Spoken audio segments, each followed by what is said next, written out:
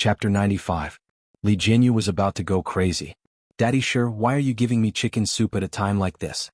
Teacher Xianxia is a silly girl, how can she deal with a girl like Bai Ruoruo?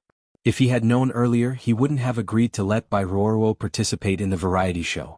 At this time, Li Jianyu still hadn't realized that his impression of Xianxia had completely changed in just a few days. He was even starting to be a little biased. At the center of attention, Xianxia's expression was calm as she blinked her long eyelashes. What you said makes sense. Bai Ruoruo was secretly delighted. Ha ha ha, who told you to show off? You still fell in the end. The next second Xianxia slowly said, but you might have misunderstood something. The purpose of Little Rabbit Farm's existence is not only to harvest agricultural products for sale, but also to cooperate with Nanqing's Crop Breeding Research Institute.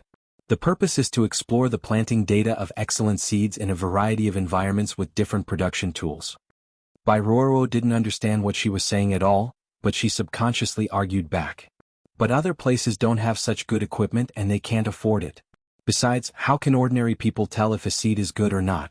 They don't understand these high and mighty things. As Bai Ruoruo spoke, she inexplicably felt that something was wrong. It was too quiet. Her body stiffened as she realized that Shui and Xiangyu had no intention of participating in the conversation. It was as if disdain. An invisible panic swept through Bai Ruoruo's body. Had she made a mistake? The girl's gentle and quiet voice gently entered her ears. Little Rabbit Farm is only a part of the experimental data. Excellent crop seeds will be compared in mountainous areas, plains, sandy areas, and other places with different soils and climates. The country is based on agriculture and agriculture is based on planting.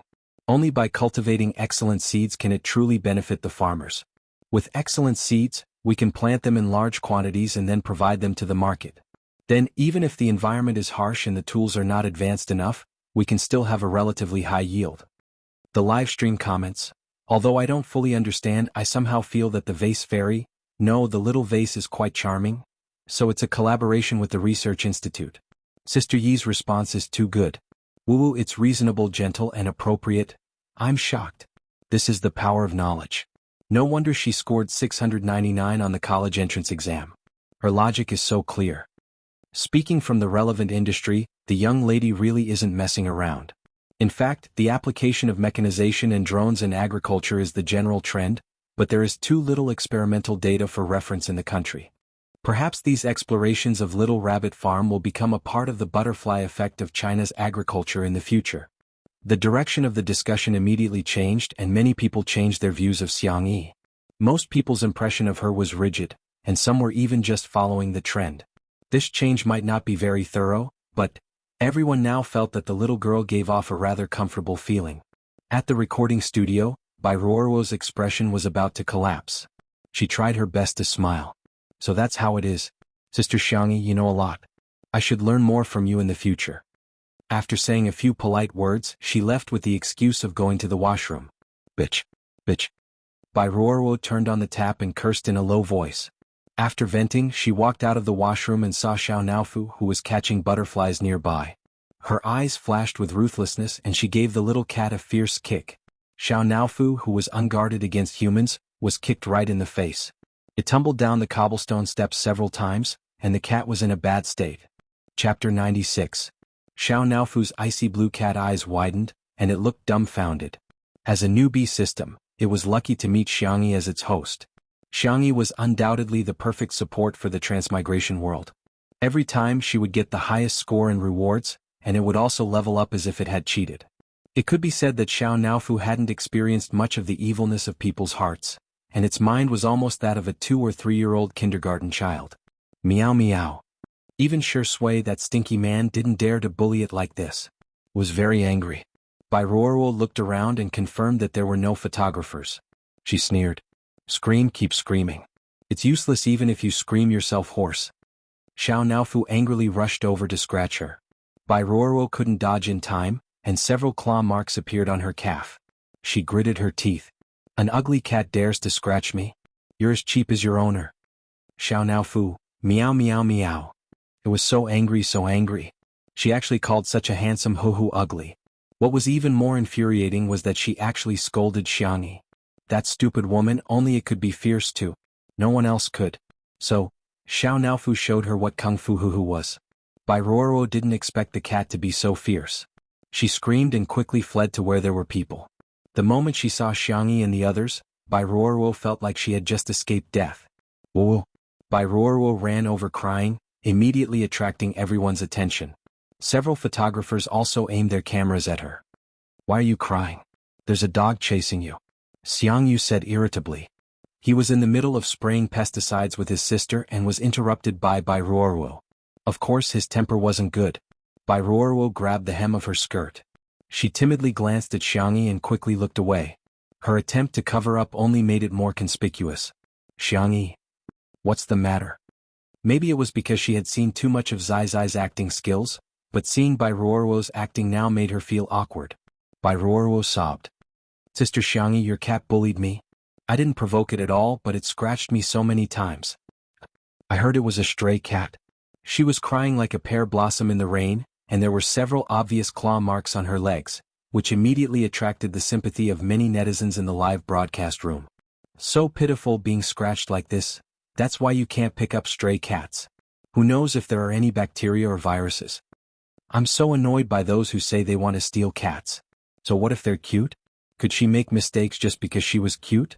Could she scratch people just because she was cute? Previously, Shurindi was also scratched. This kind of bad-tempered wild cat should be sent to euthanasia as soon as possible. Xiangyi frowned. Are you sure that Xiao Naofu scratched you for no reason? Bai Ruoruo revealed an incredulous expression. Are you doubting me? Xiangyi said, I'll take you to treat your wound first. As for the rest, I still need to confirm. She believed that Xiao Naofu would not take the initiative to hurt others. At this moment, Xiao Naofu walked over with graceful cat-like steps, tilting its head innocently. Bai Ruoruo pointed at it. That's it. It's really it. Xiao Naofu had a frightened look on its face as it bounced behind Xiangyi's back. It used its pink and white paws to poke at Xiangyi as it cried out in an aggrieved and childish voice, meow. It was as if they were saying, asterisk, asterisk degree asterisk, asterisk that woman is so scary. She scared me. Bai Ruoruo felt as if she had been struck by lightning. She never would have thought that this cat was even better at pretending to be pitiful than her. Was this a white lotus cat? Chapter 97. Bai Ruoruo bit her lip and her eyes turned red. Her eyes were filled with tears, and she looked particularly pitiful as if she was about to cry. It's okay. Sister Xiangyi is just a cat. I won't argue with it. The bullet screen was filled with comments such as, Ruoruo is so kind, I feel sorry for my sister, and so on. Enough. He picked up Xiao Naofu and gently rubbed the back of its neck. I don't believe that Xiao Naofu would scratch you for no reason. Don't slander it. Bai Ruoruo? Seeing that someone was backing him up, Xiao Naofu's cries became even more coquettish. Meow meow meow, Xiangyu's heart instantly ached. The little kitten was so aggrieved. Baby, don't be afraid. I'm here. The netizens in the livestream room were speechless.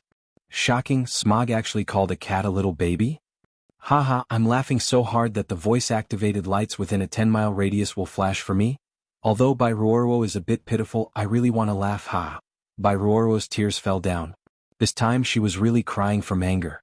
Why would I lie? Can't my injuries be used as evidence? Xiangyu hesitated. Bai Ruoruo's injury was indeed a claw mark.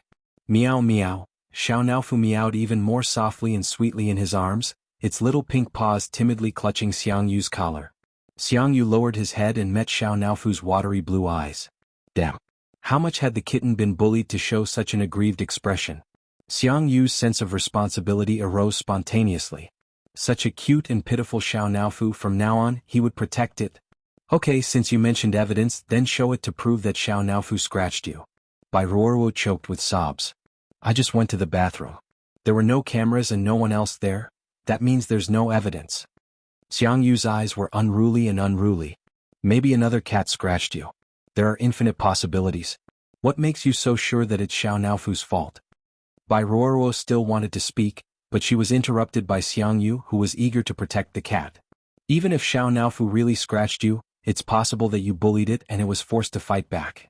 After all, it's so weak, helpless, and pitiful. Bullying you? I think you're the one bullying it. The soft and milky kitten rubbed its furry little head against Xiangyu's collarbone. It nestled in the man's arms and gave Bai Ruoruo an innocent and pure expression. It seemed to be saying, Sister, is something the matter?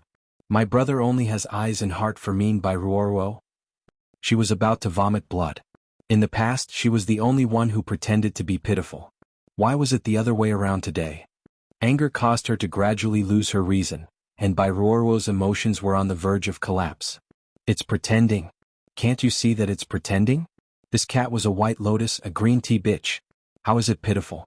It's obviously ferocious. The next second, Xiangyu covered Xiao Naofu's ears and raged, "Can't you talk nicely? Why are you scolding it?" Bai Ruorwo looked like she had eaten a fly. At this moment, Xiangyi's calm and gentle voice sounded. "There are no cameras, but there are surveillance cameras on the farm. I can go and pull them up to see what's going on." What? There were surveillance cameras? Bai Ruorwo was dumbfounded and wished she could faint on the spot. Chapter 98. Her plan was that Xiao Naofu couldn't speak, so she could distort the truth. But she didn't expect this cat to fight and pretend to be pitiful. It was simply a drama queen. What was even more unexpected was that there were surveillance cameras on a broken farm. If the netizens found out that she kicked Xiao Naofu first, Bai Ruorwo trembled and began to feel afraid. There's no need for that. My injury isn't that serious," Bai Ruorwo said stiffly. Seeing her reaction, Xiangyi guessed that there must be something fishy. The girl's expression didn't change as she stared at her with bright eyes. "How can that be? This is my family's farm. Everyone who comes is a guest. How can I let a guest be hurt and wronged?" Xiangyu hugged Xiao Naofu and shook it as if coaxing a baby to sleep. "Yes. Check the surveillance cameras. Check it now." Shui lowered her eyelids as a faint smile appeared in her eyes. The little rabbit was quite smart and hit the nail on the head. Bai Ruorwo's face turned pale. How did things turn out like this? The air seemed to freeze as Bai Ruorwo felt a burst of suffocation. The comments in the stream, "Oh my god, I can feel Bai Ruorwo's embarrassment even through the screen. Why aren't the people who sympathized with her saying anything? If she's not guilty, why would she react like this?" Two Under One Roof's first Little White Flower and Green Tea Cat competition has been perfectly defeated. Winner Xiao Naofu. At the critical moment, Li Jinyu couldn't stand it anymore and tried to smooth things over. "Bai Ruorwo, did you get a heat stroke? How about I send you back to drink some Huoxiang Jingqi water first?" Bai Ruorwo walked down the ladder and weakly said to the camera, "I do feel a little dizzy." Li Jinyu arranged for the staff to send her back. After the live broadcast of spraying pesticides, everyone returned home. Xiangyi took out the cold brewed tea she had prepared in advance from the fridge. The method of making it was very simple. Soak the oolong tea in mineral water and put it in the fridge. She also pickled white peach jam, poured a cup of cold brewed tea and stirred it evenly. It didn't have the bitter taste of tea leaves, only a faint tea fragrance mixed with sweet jam. It tasted many times better than the drinks outside. Xiangyu gulped down a glass of wine and poured himself another. "Drink slowly," Xiangyi reminded him in a low voice. "This is very cold." Whoosh, Xiangyu's ears twitched, and he gripped his cup tightly in excitement. "My sister cares about me." He forced himself to remain calm and said coldly, "Women are so long-winded." "Xiangyi, this was definitely fourth brother's childish style." She looked at the time. It was almost dinner time. Xiangyi asked, "Are we having poached fish fillets tonight?" "Doesn't matter." "Egg fried rice." "I already said it doesn't matter." Having said that, Xiangyu's heart was already blooming with joy. Sister good. By the way, where's Senior Shi?" Xiangyi was about to ask her Zai what she wanted to eat. "Brother Shi? I think he went back to his room." Xiangyi didn't think much of it and went to knock on his door. "Senior, what do you want to eat for dinner?" Creak, the door was quickly pulled open. However, the scene in front of her made her freeze in place. Shui had probably just taken a shower, as he was only wearing a pair of black casual pants. He was drying his hair with a towel in one hand. The water droplets slid down to his clear Adam's apple, then to his defined abdominal muscles, and his sinuous Apollo's belt. Everything was visible at a glance. "Xiangyi?" The netizens in the live stream instantly went crazy. "Oh, Brother Shi, you don't treat us as outsiders." Chapter 99. Ahem. Xiangyi coughed in shock. She immediately turned around and blocked the cameraman's camera for Shui. You didn't manage to capture it, did you?" Li Jinyu held back his laughter. "Yes, I did. It was just a few seconds, the netizens probably couldn't see it, right?" The girl closed her eyes in despair, feeling extremely vexed. Little did she know that the man was putting on his shirt before opening the door. When he heard her voice, the corners of his lips curled up slightly and he casually threw his shirt aside. The comments in the livestream: Xianxia, we saw everything. Well done, little vase. Keep up the good work next time. I really get the charm of a mature man. His waist and abs. They're really not something that little fresh meat can compare to. Why don't we turn off the live stream for a while and let the teachers rest? Jianghu saw that the girl's ears were so red that they were about to bleed. He was worried that the netizens would spout nonsense again if the live stream continued. Tiske, but Daddy Sure's figure is really so tempting. Amidst the wailing of the netizens, the live stream equipment was turned off. The staff also went to rest. Senior, I'm sorry, I didn't mean to. Xianxia explained softly, so nervous that she didn't know where to put her hands. She pinched her fingers and rubbed the corner of her shirt. I just came to ask you what you want to eat. Oh, I see. The man dragged his words lazily and chuckled. His voice was low and hoarse. Can I order whatever I want? Xianxia, yes. She wanted to make up for it, but when she heard Shi Sui's words, she wished she could arrange a Manchu Han imperial banquet for him. The tutu? Ha. As he wished, he saw the girl's milky white ears dyed with an even brighter shade of crimson. The smile in Shi Sui's eyes deepened and he named a list of dishes. Spicy rabbit head? Cold rabbit? Rabbit stew? Can you make it? Xianxia, I can, but... Senior, you can't eat spicy food, right?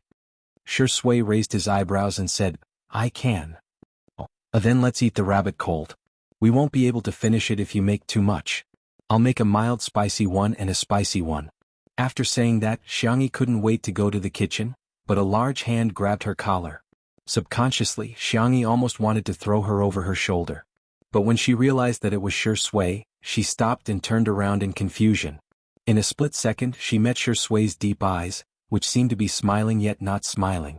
The man's hair was all pulled back, and his eyebrows and eyes were even more prominent.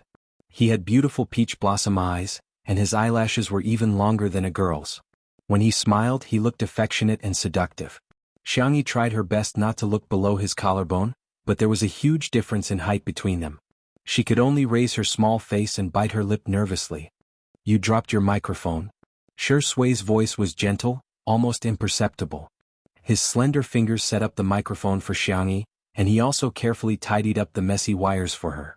The two of them were so close that Xianxia could even feel the moisture on his body. It was inexplicably stuffy. She looked away and even began to avoid looking at him. Thank you. You're welcome. Then I'll go and cook. Xianxia felt that it was more polite to look at his face when greeting him. She turned her small face, but Shi Sui had lowered his head. As she moved, her lips gently brushed against his thin and obvious collarbone. The girl's body froze. A messy and unexpected ambiguity spread. Chapter 100. Xianxia's mind was completely silent and blank. After a full 10 seconds, she came to her senses. She took a few steps back and almost fell because she was in such a hurry. I'm sorry. The girl stammered. Although she had traveled through many worlds, she had always been someone's assistant. She had never walked the emotional line and had no experience in dealing with this kind of situation. The blush spread from her ears to her slender swan neck. I didn't do it on purpose. It was an accident. How did I kiss him? How can I kiss my Zai Zai? Shi Sui blinked. He leaned against the wall lazily, obviously in a relaxed and leisurely posture, but his expression was somewhat innocent. When the movie king acted as a naive and sweet person, he was more skillful and natural than a certain kitten. Xianxia wanted to slip away and was about to escape, but she saw the man lowered his eyebrows, his eyelashes forming a faint shadow on his cold and handsome face. His voice was hoarse and tinged with grievance. You kissed me. This shouldn't be considered a kiss. The girl swallowed her saliva and said cautiously. The man acted as if he didn't hear, his clear and clean voice faintly resentful. No girl has ever kissed me. Xianxia remembered that when he had just debuted, he had been criticized by the industry for refusing to act in emotional scenes. They said that he was not dedicated enough as an actor. Of course, Shi Sui later used his own acting skills to shut all those who questioned him. Xianxia thought that he had never acted in emotional scenes on the screen, but he should have done it in real life. After all, he was 27 years old. It was normal for a normal man to have a few love experiences at this age. She suddenly felt a strong sense of guilt. Xianxia stuttered for a long time, but in the end she still apologized. I'm sorry. The man raised his head and forced a smile. It's nothing. You don't have to take it to heart. It was just an accident. I'm also at fault. The more he said this, the more Xianxia blamed herself. How could she not take it to heart? She had kissed Zai's collarbone. Zai didn't do anything wrong. Not at all. It's all my fault. Xianxia had yet to realize that she had successfully fallen into the trap of a certain black and white actor. Senior, if there's anything you want to eat in the future, just tell me. I'll definitely make it for you. Shui looked down at him, her eyes gentle and innocent. Really? Is this compensation? This is what I should do. Xianxia laughed dryly. Then I'll go cook. This time Shui didn't stop her. Instead, he stared at the girl's slender back as she entered the kitchen. Only then did the corners of his mouth curl up. It was quite interesting to play with children. In the kitchen, Xianxia was preparing the ingredients. He sliced the fish cleanly and neatly. After removing the fish bones, the thin fish fillet glowed with a crystal clear and moist feeling. Discordant cries suddenly fell upon her ears. Where's Xianxia? Where was she? I want to see her. Now, immediately. Xianxia frowned slightly, wiped her hands and walked out of the kitchen. The living room was a mess at this moment. Xiaoyang was dressed in a formal suit and his hair was combed into a shiny back. He looked like he had come from a banquet. To be fair, his facial features were considered handsome. Dressed like this, he looked like a rich young master. When he saw Xianxia, Xiaoyang, who had been babbling non-stop, suddenly shut up and stared straight at her. Why did this woman look like she had plastic surgery? She was too beautiful. Why don't I reluctantly reconcile with her? Chapter 101. Recalling the delicacies Xianxia had made during the live broadcast, and then looking at her face that was still beautiful without makeup, Xiao Yang's heart began to waver. Bai Ruoruo heard the commotion and came out of the room. Seeing Xiao Yang looking at Xianxia with infatuation, her heart thumped. She quickly stepped forward and grabbed his arm, calling softly, "Brother Xiao Yang?" Xiao Yang came back to his senses and coughed. "Ruoruo, I heard you were injured, so I came to see you. Brother, you're so busy, yet you still took the time to see me. Isn't it too hard?" Bai Ruoruo said gently. She knew Xiao Yang liked this the most. But today Xiao Yang didn't greet her like he usually did. Instead he looked at Xianxia. "Come here, I have something to say to you." Xianxia raised an eyebrow. Wasn't the money from last time enough? It would have been better if she didn't mention it. Now that she did, Xiao Yang suddenly remembered the 2 million from that day. This woman was simply humiliating him. "Who cares about your stinky money?" Xiao Yang roared.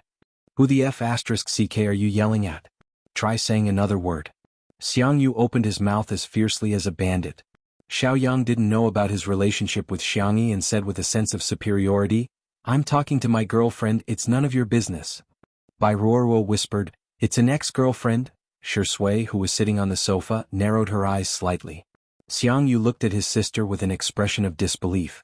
Even Xiangyu could guess what he was thinking. "Look at your eyes, how did you find such a thing as your boyfriend?" She was slightly embarrassed. Although this boyfriend was the one who had taken over her body, she was the one who took the blame. Sighing, Xiangyu asked, "If you have something to say, just say it." Xiao Yang, apologize to Ruoruo. Your cat bullied her and you bullied her. I'm here to support Ruoruo. Xiangyu slowly typed out a question mark. For a moment she didn't know who was more brainless, him or the one who had taken over her body. She didn't know who was the scumbag between the two.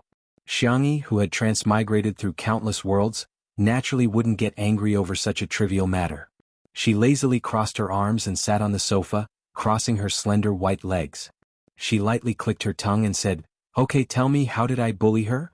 Xiao Yang was speechless. He suddenly felt that Xiangyi's sitting posture he was a big shot. He obviously liked the delicate and innocent type, but when he saw Xiangyi's face, his heart started to beat wildly. He calmed himself down and said confidently, "Don't think that I don't know that you're just jealous that Ruoruo and I are together. That's why you deliberately targeted her. You embarrassed her in front of so many people during the live broadcast. That's equivalent to slapping my face. You have to sincerely apologize." Xiangyi propped her elbow on the armrest and held her small face with one hand. Her eyebrows were slightly curved. "What if I don't apologize?" The girl's bright smile was more dazzling than the sea of flowers outside the floor-to-ceiling window. Xiao Yang's heart was like fireworks, exploding non-stop. He swallowed his saliva and unconsciously lost his momentum. "It's fine if you don't apologize. I don't think you did it on purpose." Bai Ruoruo? She came to find Xiao Yang to settle accounts with Xiangyi. According to Xiangyi's personality in the past, she would definitely lose her temper again. She didn't know that the more she did, the more Xiaoyang hated her. But today Xianxia was so arrogant. Why was Xiaoyang so mesmerized? Where did this woman go to sign up for a vixen training course? Chapter 102. Xianxia couldn't help but laugh out loud. She hooked her finger at him. Come here. The girl's smile was sweet and beautiful, and Xiaoyang's heartbeat began to accelerate again. What's going on? Is this the feeling of being in love, brother Xiaoyang?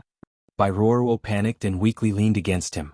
Xiaoyang didn't care about her at all and trotted forward to Xianxia. Ruoruo, who almost missed him, Xiaoyang cleared his throat and said condescendingly, if you want to get back together, I can consider giving you a chance. F***Seek. Xiangyu exploded on the spot. Who do you think you are to treat her like this? Although he didn't like this man, if his sister really liked him, he could endure it. But he dared to treat her sister badly? Endure? Endure my ass. I can't endure it. Xiangyu raised her hand and motioned for him to be quiet. She smiled at Xiaoyang.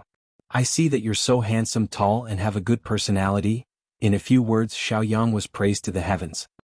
He thought to himself, this woman must love me to death. But then he heard a sweet and gentle inquiry. Then, do you know how to kill rabbits? Do you know how to skin them? Do you know how to gut them? Xiaoyang? Xiangyu? Ruoruo? Not far away, Shui seemed to understand something. Her lips hooked up. You can't even do that? Xiaoyang couldn't stand this provocation and shouted, who said I can't? Isn't it just killing rabbits? Half an hour later, Xiaoyang was vomiting in the bathroom. Fortunately, the rabbits were killed and Xiangxia had Xiaoyang wash the meat clean. Her zodiac was Rabbit, and her nickname was Tutu. She usually didn't kill them herself, but Tutu was naturally freshly killed to taste delicious, so Xiaoyang, a tool that came to her door, was a waste not to use him. Just then the live broadcast began. Li Jinyu personally brought Old Li over to film Xiangxia cooking. He had already accepted the setting of cooking when it was time. The netizens in the live stream flooded in, and their enthusiasm was amazing. Ah, Tutu is so cute, you died so happily, cough, so pitiful. Little Vase's knife skills are amazing. How can the fish fillet be so thin? Sister E, slow down. I'll bring my bowl over first. The person in front is obviously inexperienced. Dinner, fruits and snacks have already been prepared. It's time for the mukbang. The rabbit meat was cut into small pieces so that it would be easier for the flavor to enter. After adding cooking wine, green pepper, star anise, chives, and sliced ginger to marinate, Xiangxia began to prepare another poached fish fillet. She placed the thinly sliced fish fillets into boiling water until they were half-cooked, then placed them into a soup bowl covered with a layer of cooked bean sprouts, tofu, and shredded konjac. She heated up the oil, then added pepper, chili, and other spices to fry them until they were fragrant. Finally, she poured the hot oil over the ingredients. The temperature of the oil was extremely high, and it would cook the ingredients a second time, creating a unique and spicy taste. At the same time, the rabbit meat was almost done marinating. She added a large amount of rapeseed oil and quickly stir-fried it. Then she added small pieces of dried chili and handmade chili powder, supplemented with white sugar, MSG, balsamic vinegar, and other spices to slowly reduce the flavor. When it was placed on a plate, there was even a sizzling sound. Both dishes were spicy. The chili was bright red, the fish was white, and the rabbit meat was golden yellow. It was very visually pleasing. Gulp. Li Jinyu and the others began to gulp. Xiaoyang, who was in the living room, couldn't sit still. How can it be so fragrant? I must eat 2 bowls of rice later. Chapter 103. In the kitchen. Xiangxia cooked another plate of egg-fried rice and 2 vegetarian dishes. When she was done, she poked her head out of the kitchen. The food is ready, come and serve it. Xiaoyang was the first to rush over. I'll do it, I'll do it. He quickly began to roll up his sleeves, completely forgetting the purpose of his visit. There was only one thought in his mind, eat. The comments in the stream, where did this person come from? He's a bit good-looking, but why is he so oily at such a young age? Isn't this Ruoruo's boyfriend? He seems to be a rich young master from a wealthy family, so he's here to accompany Ruoruo? He seems quite warm. When Xiaoyang took the initiative to serve all the dishes and everyone was about to eat, they suddenly heard Xiangxi's surprised voice. Mr. Xiao, aren't you leaving? Xiaoyang froze. The girl blinked innocently. I didn't say I wanted you to stay for dinner. Xiaoyang? And Miss Bai, tonight's dishes are high in calories and not suitable for someone like you who's on a diet. Here I've prepared your diet meal. Xianxia slowly pushed over a plate of boiled broccoli and 2 egg whites. By Ruoruo? The people who hated Xianxia in the comments were extremely excited, thinking they had caught her in the act. What kind of hospitality is this? She's already finished cooking and she's chasing her away? I can't stand you guys calling her a little vase. Is she worthy? She's just an actress who relies on her face to make a living. The vase fairy was probably the kind of person who bullied others when she was a student. Look at how much she's targeting by Ruoruo. She won't even let her eat, that's too much. Xiao Yang's face alternated between green and white. The aroma of the delicious dishes on the table rushed to his nose, but his heart was filled with regret. It was all his fault, he had hurt Xiangxi's heart, his eyes were filled with pain. Xiangxia, I know I was wrong. Can you forgive me? Xiangxia called Shui and Xiangyu to eat first and asked with a smile, what did you do wrong? When Xiao Yang saw her smile, his soul almost left his body. I shouldn't have cheated on you. I shouldn't have been with Bai Ruoruo and hurt your heart. Bai Ruoruo's face instantly turned pale. She grabbed Xiao Yang's arm. Brother Xiao Yang, don't joke around. Xiao Yang pushed her away and said sternly, it's all your fault. If you hadn't seduced me, would I have betrayed Xiangxia? You should sincerely apologize to Xiangxia for ruining our relationship.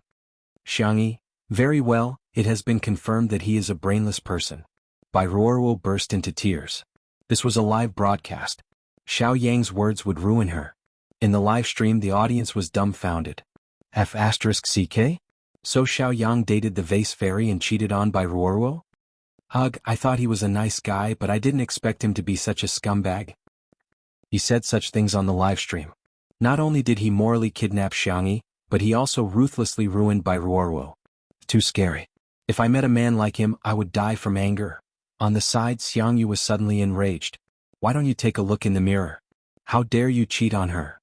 Xiao Yang was moved by his heartfelt confession. He looked at Xiangxia expectantly. A prodigal son turning over a new leaf is more precious than gold. Baby, can you give me a chance? Xiangyu said angrily, are you worthy of calling her baby? Who do you think you are? Xiao Yang said unhappily, and who are you? He had already insulted him twice today. It was as if he had eaten a firecracker. Xiangyu slammed the table and the dishes on the table shook, splashing out bits and pieces of soup. Who am I? I'm her brother. Brother. Chapter 104. As the young esports god's voice fell, the scene fell silent, and the comments in the live stream seemed to have frozen. 1 second, 2 seconds, boom, the netizens in the live stream exploded. What the F***CK? Brother? Smog and the vase fairy are siblings. In reality Xiao Yang was stunned for a few seconds, and his face changed faster than flipping through a book. He smiled apologetically, so it's my brother-in-law. Sorry for the disrespect. Let me toast you, brother-in-law. Brother-in-law was how Nanxing addressed his wife's brother. Xiangyu started to trash talk as soon as he heard that. Do you think you're making keys? Do you deserve it? What do you deserve? Xiangyu covered his mouth in time and said seriously, brother will be banned from the live stream if he swears. Sensing his anger, the girl coaxed softly, brother, don't pay attention to him. He's not worth your anger. The esports god, who had been fuming just now, calmed down in a second and looked at the girl in front of him in disbelief. Ah. My sister called me brother. She even called him twice. Twice. He calmed down and said in what he thought was a cold voice, tell him to get lost. Little did he know that the corners of his mouth were about to reach his ears. Xiao Yang was still thinking about the food and hurriedly said, even if we don't get back together, at least let me eat a bowl of rice. I killed the rabbit. You still want to eat my sister's cooking? You don't deserve it. Xiangyu was irritable again, and he zipped up his sweatshirt, looking like he was about to fight. Xiangyu calmly pressed on a certain acupuncture point on his arm. Xiangyu didn't know why, but he suddenly felt like he couldn't exert any strength. He looked at Xiangyu in confusion, and the girl returned him a gentle and warm smile. Brother, you're right. He doesn't deserve it. He doesn't deserve my cooking and he doesn't deserve your hands. She gestured in the direction of the garden. The next second, a few bodyguards dressed in black appeared out of nowhere and carried Xiao Yang out of the room. They did not even bother to say a single word. Xiao Yang? Hey, let go of me. I order you to let go of me, do you hear me? Xiangxia, how can you do this to me? I haven't even had a bite of rice yet.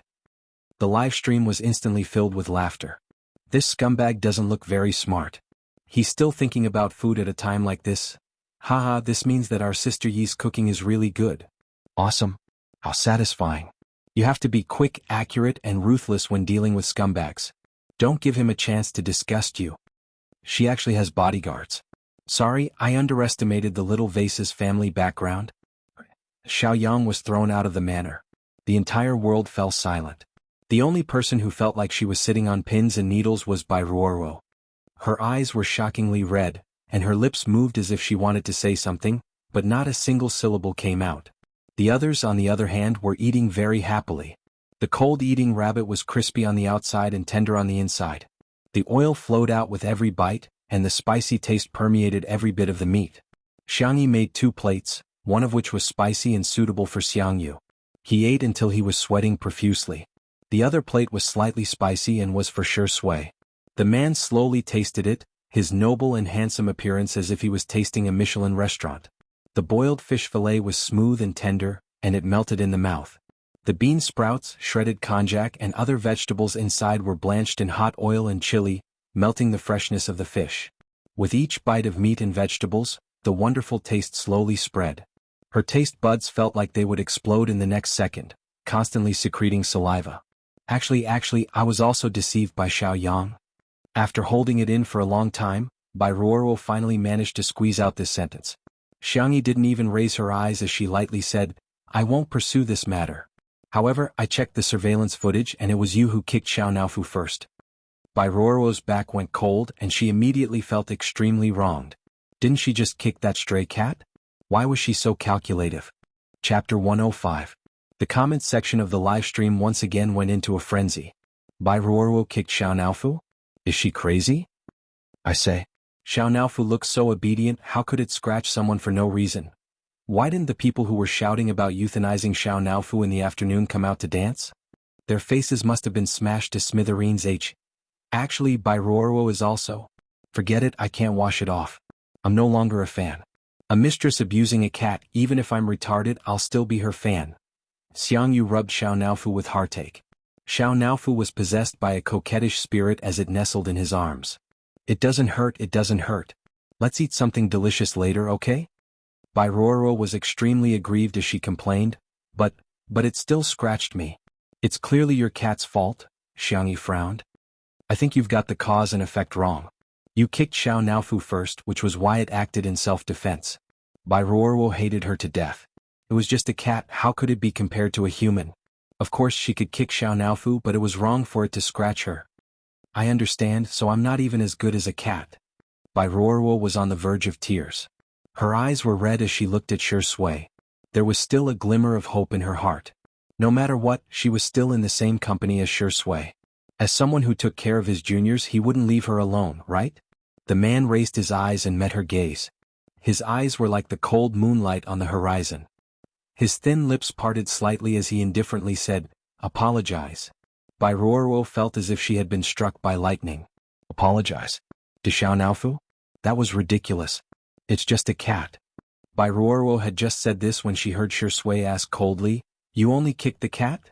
That voice was wrapped in an invisible and powerful aura that enveloped Bai Ruoruo.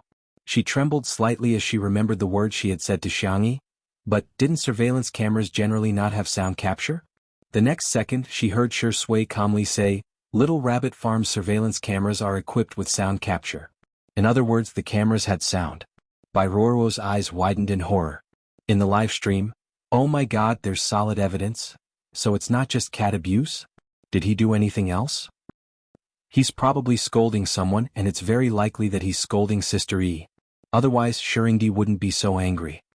Fan of the vase fairy in front, get lost. Our Shuringdi won't look at your girl, okay? To be honest, it's so insulting to couple Miss Yang and Sui together.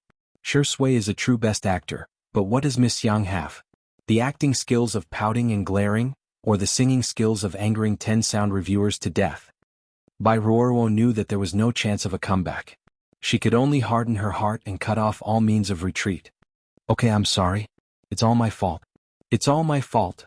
As she spoke, tears streamed down her face as if she had been greatly wronged. I'll go, okay? I don't want to be an eyesore to you. She paused for a few seconds, but the surroundings were silent. Something awkward happened. No one asked her to stay. including all the staff of two under one roof. Xianxia would make afternoon tea or sugar water for everyone every day, and Xiao Naofu was so cute. They might not have as much influence as Bai Ruoruo as an artist, but they had the heart. Finally, Li Jianyu spoke. Okay, take care. We won't see you out. Bai Ruoruo left stiffly. The moment she walked out the door, she burst into tears. This time, her mentality had completely collapsed.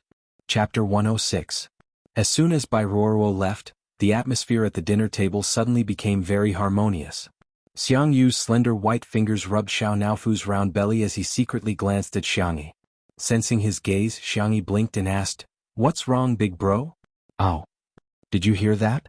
Little sis calls me big bro so sweetly." He pretended to be cold and arrogant like a big boss. "Go get big bro a bowl of rice." If this had happened in the Xiang family in the past, if he dared to order Xianxia around like this, the family's sister-spoiling demons would have broken his legs. But today's Xiangyu was Nianhulu's Xiangyu. 2 words, inflated.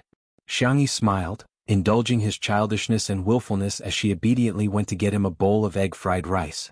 Xiangyu couldn't suppress the corners of his mouth. After tasting a mouthful of egg-fried rice, his eyes lit up and he instantly buried his face in it. He especially liked to eat rice. Xiangxi's egg-fried rice was soft and chewy. In addition to egg, she also added shrimp, ham and peas. Not only was it rich in color, but it also had a rich texture.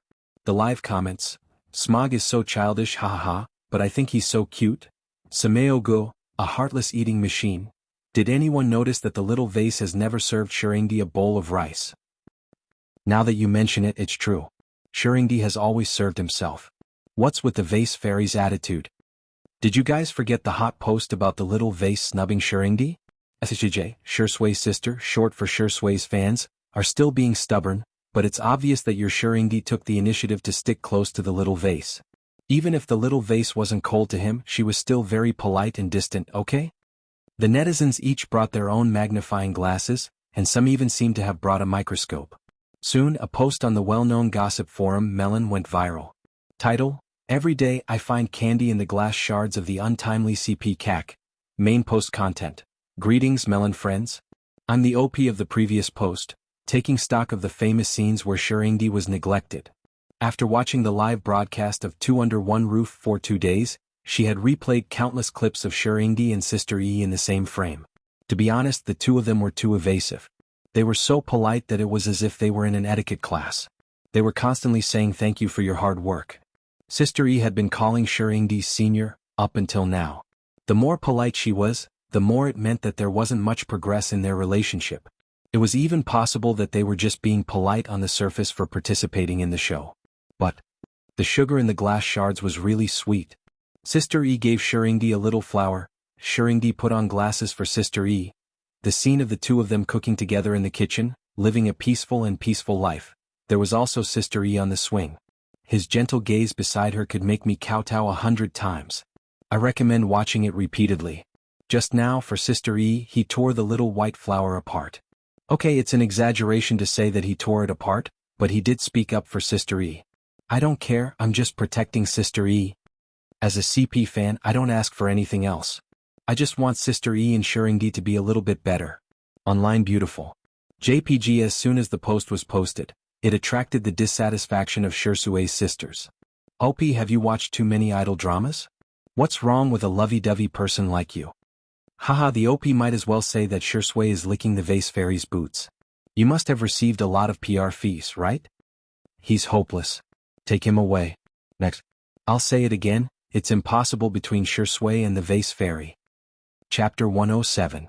At the same time, another OP had also posted a post. Title: I'm shocked. When I was writing a paper, I found an SCI paper by a certain female celebrity. The main post: OP is a graduate student in agriculture majoring in resource utilization and plant protection. Recently, I've been going bald over my thesis every day. This afternoon, I found an amazing article. Firstly, it's really well written, and secondly, it has great reference value for my thesis. At that time, my roommate happened to be watching Two Under One Roof to relieve stress and overheard Xiangxi's speech about how agriculture is the foundation of the country and agriculture is the priority. At that time, I thought that the celebrities in the entertainment industry were quite good. Then, I accidentally saw that the name of the paper was also Xiangxi. At that time I thought that it might be someone else with the same name.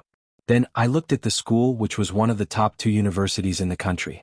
Out of curiosity I couldn't help but check it out. Now the case has finally been solved. That's right, the paper was really written by that female celebrity, Xianxia. I also found the topics she worked on during her undergraduate studies.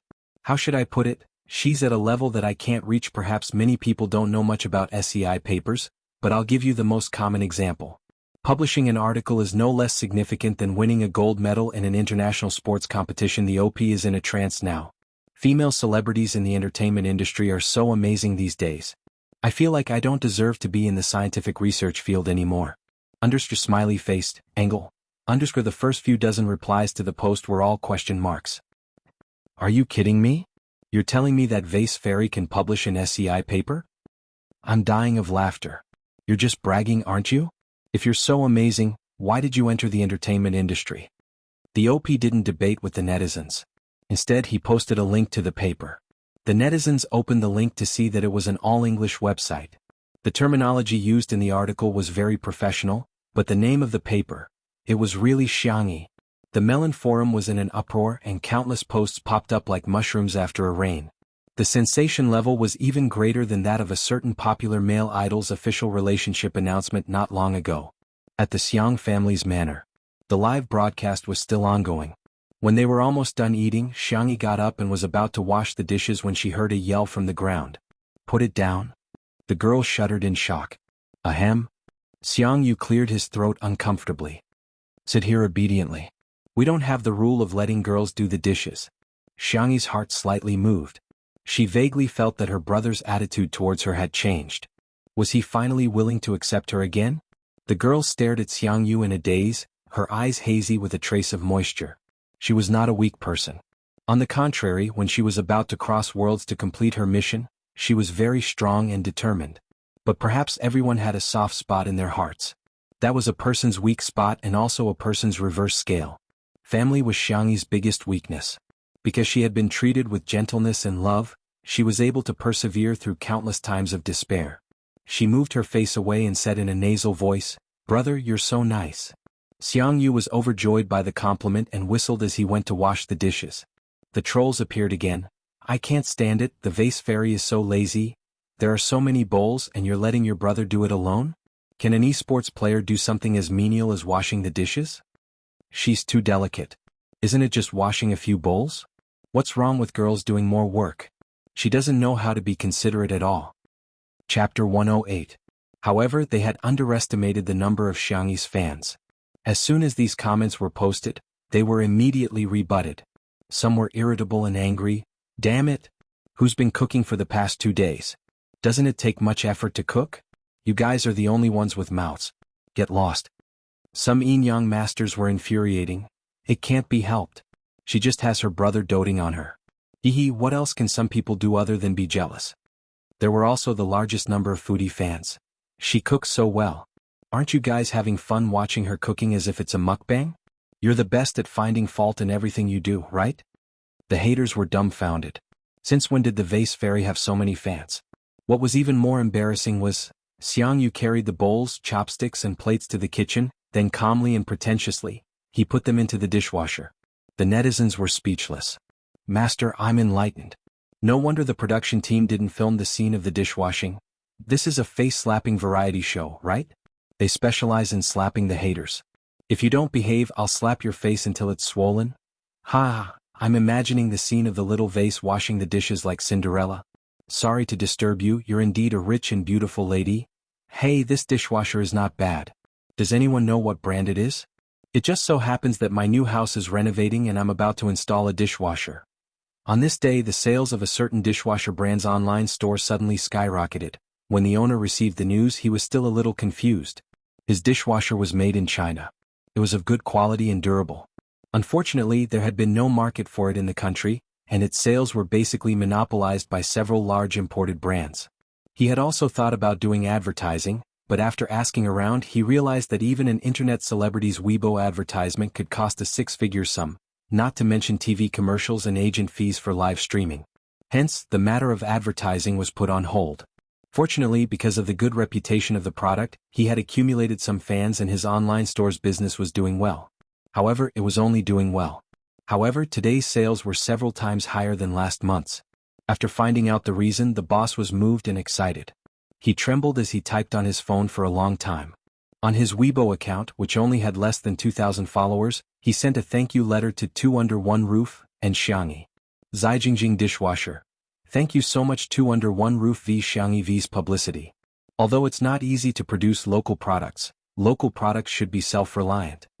Although we really want to sponsor your program, we are unfortunately short on funds. We would like to express our gratitude to your program and Miss Xianxia. On behalf of the Clean and Dishwasher Company, we would also like to donate 100,000 yuan to charity and bear the social responsibility that a company should have. It was a screenshot of a donation. Usually, no one would care about the Weibo posts made by this account. However, because of the keywords Two Under One Roof and Xianxia, the number of views increased rapidly, and many netizens also reposted it. I just placed an order, I hope the quality won't disappoint me. The boss is so simple. Directly donating money is too practical. Haha Xianxia, this female celebrity is really amazing. On the first day of the live stream she was selling clothes and hair clips, and now she's selling dishwasher products. Naive. In the past 2 days, Two Under One Roof has sold out like hotcakes in Taobao. There's also the takeout industry. Basically, whatever Sister E makes, the takeout products become popular. Feel the sales volume of our cold rabbit and poached fish slices. That netizen posted 2 pictures of the takeout platform. The sales volume of 999 plus was simply terrifying. Can Anwan have 99 plus comments? For all, good night. Chapter 109. In addition to the netizens who were shocked by Xianxia's ability to promote goods, many brands also began to pay more or less attention to Xianxia. That night, countless netizens were like squid in a melon field, jumping up and down to surf the internet. The next day, the sun rose from the east and the morning light was faint.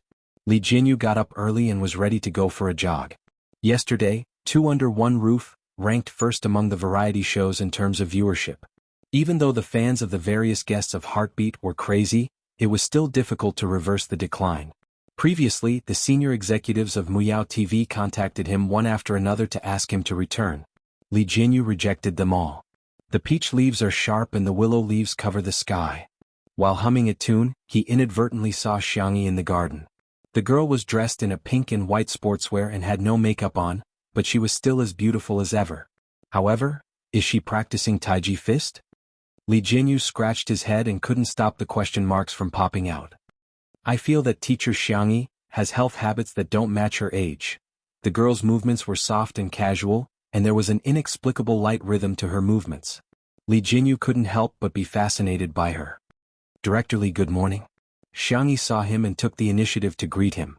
Good morning, teacher Xianxia. Li Jinyu couldn't help but gossip. Are you practicing kung fu? Xianxia smiled. I'm just exercising to strengthen my body. Li Jinyu let out a long oh, thinking that it made sense. How could a young girl know kung fu? It was probably just a hobby. He stretched his muscles and ran around the manor. When he came back, he habitually glanced at Xianxia only to find that, she's practicing swordsmanship? Li Jinyu almost fell flat on his face. His pupils were dilated. The fair and delicate girl was holding a quaint long sword. Her swordsmanship was similar to Taiji fist, which had the characteristics of being both in form and spirit. It was also ethereal and elegant, with an emphasis on intent rather than gravity. With a light flick of her wrist, she made a beautiful sword move. The blade glowed with a cold light and made a buzzing sound. Li Jinyu was speechless. If this isn't kung fu, then what is? Teacher Xianxia, King call this strengthening the body? Forgive me for being blunt, but if this sword of yours comes over, my entire body will be gone. Xianxia sheathed her sword and breathed in and out. She found that not only had Li Jinyu stopped running, but he also had a dull look on his face. She tilted her head and asked, Director Li, I'm going to make breakfast. Is there anything you want to eat? Li Jinyu took 2 steps back. Teacher Xianxia, you're too courteous. He was trembling, but he immediately regretted his words. He changed his words and said, No, no, no. Master Xianxia, how could I trouble you with something as trivial as breakfast? I'll do it. I'll order takeout. I'll treat everyone to a meal. Xianxia. You. Master. Director Li, are you all right? Damn, why are you calling him Director Li? You can just call me Xiao Li. Xianxia's milky white face was filled with confusion. It was very confusing. Chapter 110. Director Lee, have you been stimulated by something? Are you sick? Why don't I take your pulse and make you some medicinal cuisine? The girl suggested in a gentle voice. She held the long sword in her other hand, scaring Li Jianyu into retreating frantically. Xianxia realized something and explained, "Don't be nervous, it's not sharpened yet." Whoosh, she pulled out the sword and wanted Li Jianyu to see it clearly, but the man was so scared that he screamed. He caught a glimpse of a figure from the corner of his eye and pounced on it without hesitation. Shui, who had woken up early to train, calmly dodged the large human pendant that suddenly appeared. "Good morning." He looked at Xianxia and smiled. "Good morning, Senior," Xianxia said helplessly. "Senior, please take a look for Director Li. My sword really isn't sharpened yet." "Let me see." Shui stepped forward casually. "Daddy, sure." Li Jianyu watched as Shui approached Xianxia and picked up her long sword to examine it. "It's quite heavy," he commented and brandished the sword casually. "Li Jianyu? Why do you know it too?" Xianxia, "Huh? Senior, have you learned swordsmanship before?" "I learned a little when I was filming." Shui's tone was gentle. She glanced at Li Jianyu and said, "Ignore him, he's just a hamster. He's easily frightened. I don't know how he made up his mind to resign." Li Jianyu smiled and touched his head. If it weren't for his personality, he wouldn't have wasted so many years at Muyao TV. "Well, since the two teachers are here, let's confirm the time and duration of the live broadcast. Yesterday, our program team discussed the idea of live broadcasting for the whole day on Saturday and Sunday, and about 2 hours on weeknights." He accidentally made eye contact with Xianxia. Li Jianyu shuddered. "Of course, that's just our idea. Teacher Shui. Master Xianxia, if you two have any opinions, we can adjust it flexibly. Two under one roof must be the most humble program team in history." "Xianxia, I do." "Li Jianyu, please go ahead. Don't call me master." Pondering for a long time, Li Jianyu asked cautiously, "Then should I call you Big Boss?" "Whatever." Shui chuckled. Li Jianyu picked up his phone and ordered takeout. The staff members woke up one after another. Everyone woke up earlier than usual. The reason was none other than that he was looking forward to teacher Xianxia's breakfast. In the end, what she received was takeout ordered by the director. "Everyone? That's it? That's it?" Li Jianyu cleared his throat and said in a dignified manner, "Teacher Xianxia works so hard, how can we let her make breakfast for us every day? We have to learn to earn our own living, do you understand?" Everyone seemed to understand but not fully. They nodded in a daze and then ate. In fact, Li Jianyu was quite generous. The breakfast he ordered was very sumptuous, but everyone felt that, no soul. Hey, look at the trending searches. Teacher Xianxia actually occupies 3 spots in the top 10. Hashtag Xianxia's SEI thesis hashtag Xianxia's dishwasher hashtag, just these two. I just clicked on them. Teacher Xianxia is really amazing. So is that untimely couple who's third on the trending searches. A few minutes later. I feel like I've opened the door to a new world. Teacher Xianxia and Teacher Shui? Can these two be a couple? Just as everyone was gossiping, someone reminded them. Stop. Shui's agent is here. Chapter 111. The noisy gazebo fell silent for a second. Everyone was scared but curious at the same time. They all looked at the newcomer. A black Audi was parked at the entrance of the manor. A very elite-looking man got out of the car. He was dressed in a strict black suit and rimless glasses. Compared to an artist in the entertainment industry, he looked more like a financial tycoon in an investment bank. Si Chuanbai, a well-known agent in the entertainment industry. He was ruthless and swift in his actions. He had single-handedly made several superstars famous. As he passed by the gazebo, he adjusted his glasses and nodded slightly at everyone. Everyone hurriedly greeted him. "Good morning, Mr. C." "Hello, Mr. C." "Mr. C. Shuringdi is in the living room." Si Chuanbai, "Thank you." After he walked away, everyone felt relieved. Oh my God. Mr. C's aura is even stronger than the overbearing CO. At the same time. In the living room, Xianxia's agent, Nan, was slurping down beef brisket rice noodles. The beef brisket had been simmered overnight. It was soft and fragrant, and when he bit into it, the rich gravy would splash out. The fine rice noodles made from high-quality white sticky rice had a clear and sweet taste. Nan couldn't stop eating when paired with a few side dishes. Shui ate the noodles slowly. He didn't seem to be picky at all. No matter what Xianxia cooked, he would eat it happily. As for Xiangyu, he was a standard night owl and was still asleep. Xianxia had left some food for him. Another bowl? Anan couldn't help but burp. Xianxia laughed. You'll get indigestion if you continue eating. Anan looked at her eagerly. Xianxia shook her head and scooped half a bowl of rice noodles for him. The door of the villa wasn't closed. Sichuanbai, who was at the door, saw this scene. He couldn't help but think of the post on the melon forum. His eyebrows twitched violently and he raised his hand to knock on the door. The three people at the dining table looked in the direction of the sound. Shi Sui asked in a natural tone, "Have you had breakfast?" Sichuanbai said indifferently, "I need to talk to you." Shi Sui wiped the corners of his mouth. He stood up and followed Sichuanbai to the balcony. Anan's eyes were filled with yearning. So this is a gold medal manager. He looks so high class. Woo, his hair is so lush and his briefcase is made of rare leather. Xianxia. Okay, this focus is very Anan. A top manager? She asked. Anan explained, Sichuanbai's business ability is really strong.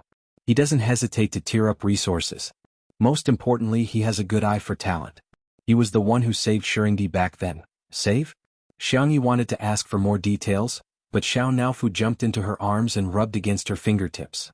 It even took the initiative to expose its soft white belly to Xianxia. The girl said seriously, "No, there's a lot of seasoning in the beef brisket. You might have a stomachache if you eat it." Meow. Just one. One piece. Xianxia hesitated for a moment, but she really couldn't resist Xiao Naofu's cuteness. She picked up a piece of beef brisket, rinsed it with water and fed it to Xiao Naofu. Xiao Naofu took a bite, and its icy blue eyes instantly widened. Meow. There's actually such delicious food in the world. This Huhu must be the happiest Huhu in the world. Xianxia was interrupted by Xiao Naofu and forgot about the topic she wanted to ask Anan. On the balcony. Sichuanbai handed Shi Sui a phone, and the screen stopped at the post on the melon forum, looking for candy to eat every day in the glass shards of the untimely CP. Take a look for yourself. What kind of public opinion has fermented now? Shi Sui swiped the screen and read hundreds of replies. Then, she leisurely gave the original poster a like. Sichuanbai? What kind of trick is this? Good night. Chapter 112. It's written well. It's interesting and imaginative. Shi Sui's eyes were full of smiles as he commented. The famous manager in the industry took a deep breath and exhaled forcefully before asking through gritted teeth, "What are you thinking? Are you just fooling around or are you serious? I'll arrange the rest of your work for you." Shi Sui said innocently, "That depends on her." Sichuanbai was speechless. The man was no longer as calm as he usually was. He took off his glasses and said, "So the netizen speculation is true? You're the one who's wooing her?" "I'm not wooing her." Sichuanbai heaved a sigh of relief. The next second he heard Shi Sui say slowly, "It's not time yet." Sichuanbai felt a lump in his throat. He suddenly had the urge to drink some oral medication. "I'm sure you're aware of her reputation in the industry. If you're determined, I have nothing to say." Sichuanbai gritted his teeth and reminded him like a father. "Take precautions unless you're planning to appear on a father's show in 3 years." Shi Sui smiled faintly. It was unclear what he meant. Sichuanbai knew that he had his own opinions. Once he made a decision, no one could interfere. "As long as you know what to do. Let's talk about your schedule for the next month." Sichuanbai was efficient and professional. He finished all his work in half an hour. "Okay, I'll get going first. Call me if you need anything," Sichuanbai said in a businesslike tone.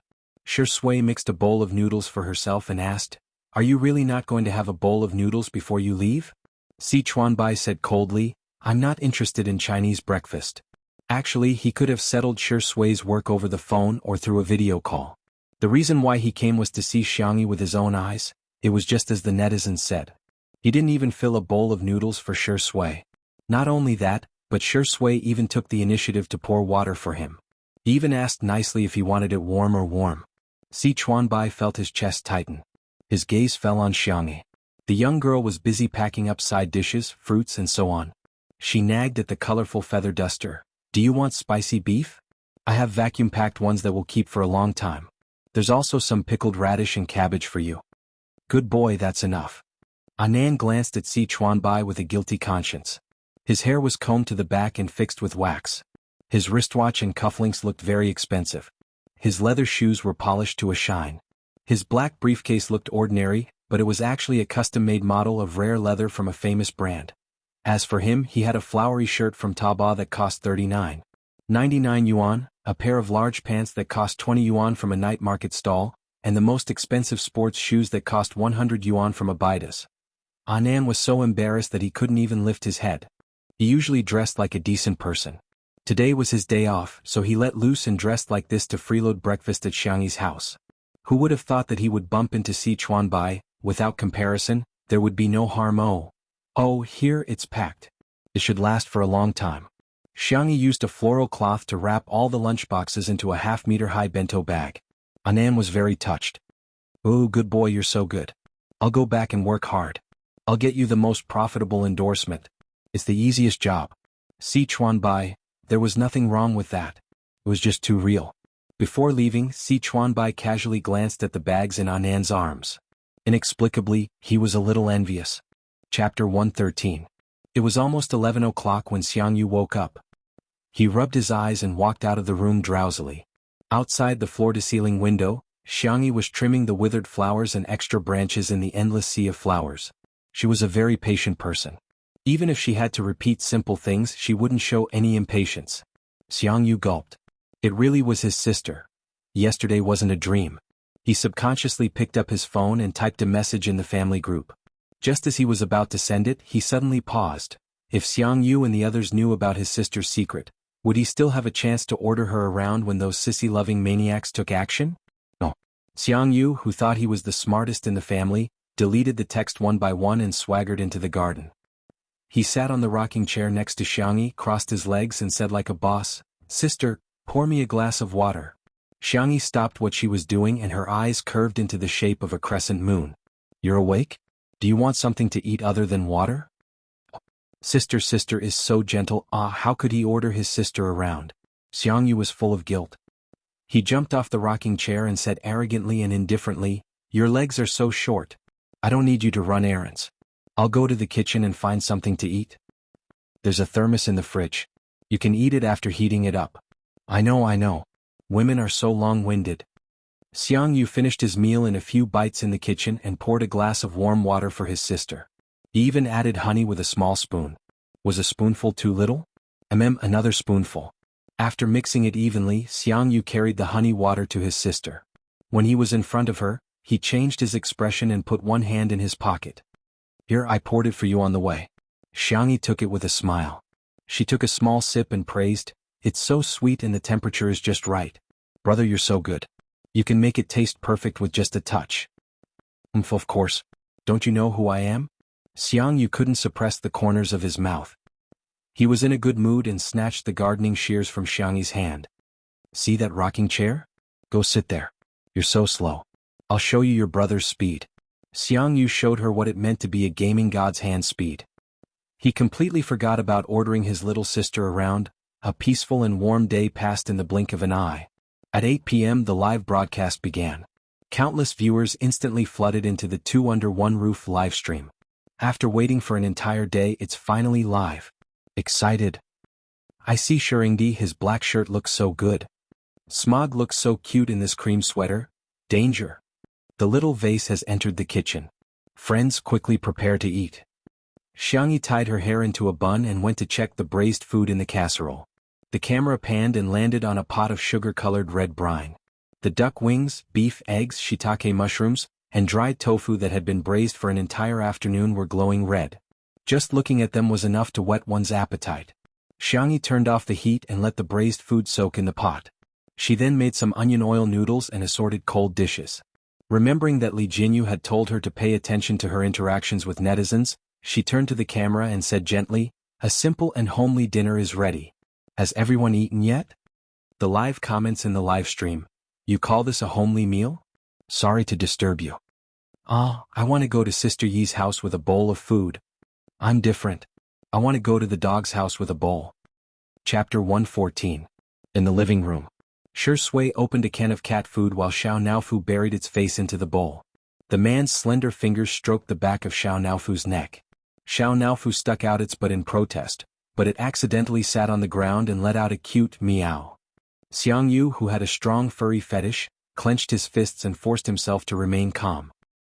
Such a cute kitten, I can rub it until it goes bald.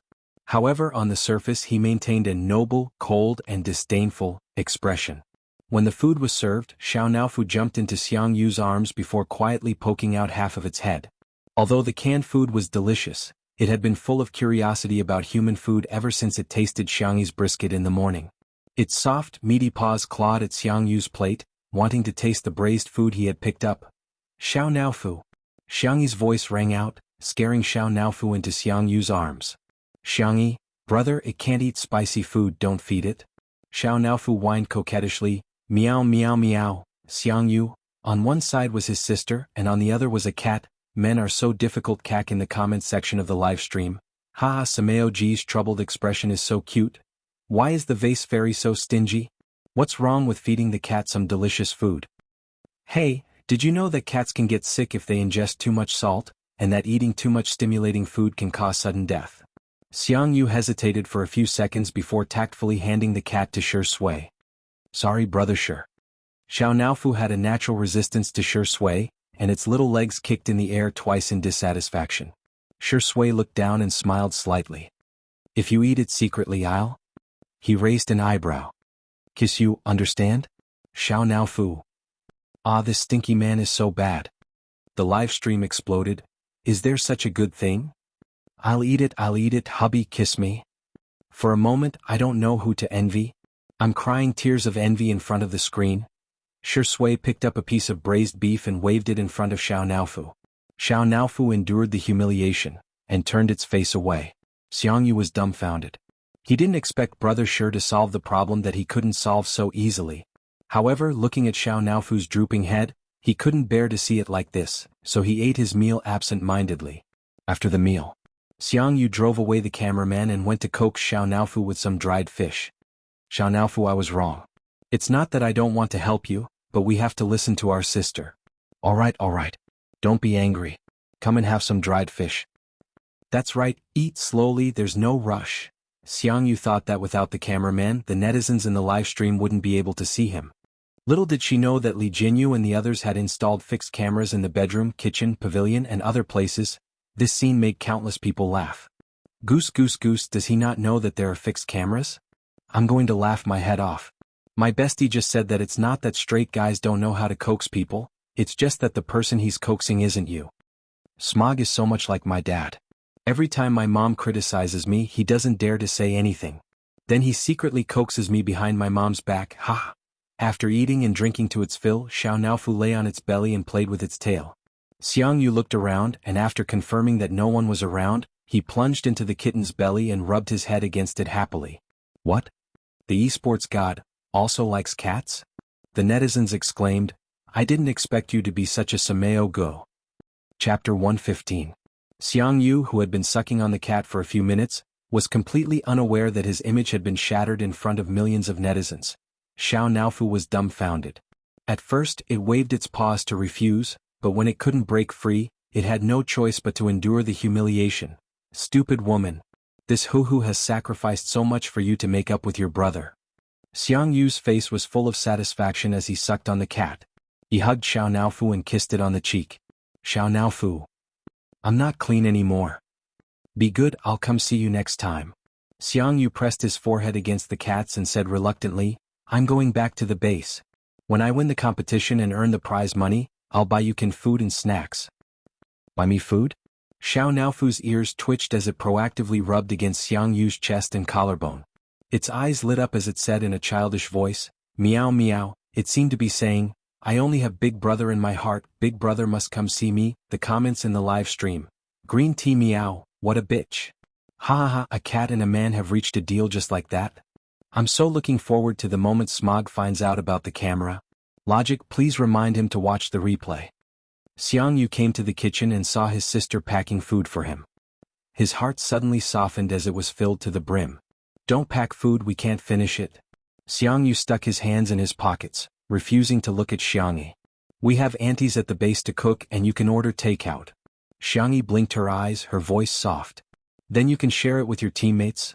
Xiangyu remembered the last conversation he had with his sister a year ago, and his nose suddenly felt a little sour. Big Brother, I'll cook you delicious food when you come back from the competition. Tisich, who cares? Okay, don't send me off. There are mosquitoes outside, they'll sting you later. He suddenly panicked and stepped forward to grab Xiangyi's shoulders. The girl's body was thin and slender, so thin that her bones hurt his hand. You're not leaving, right? Xianxia was stunned for a few seconds before she gently replied, yes. Xianxia sniffed and said fiercely, if you're lying to me I'll never talk to you again. Emotions were contagious. Xianxia wasn't a pretentious person, but at that moment her eyes were slightly red. She gave Xianxia a hug and said in a soft but firm voice, I won't lie to you again. Brother, I promise.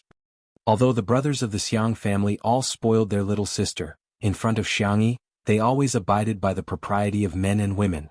After she started kindergarten they rarely even hugged her. When girls grow up they can't just hug boys.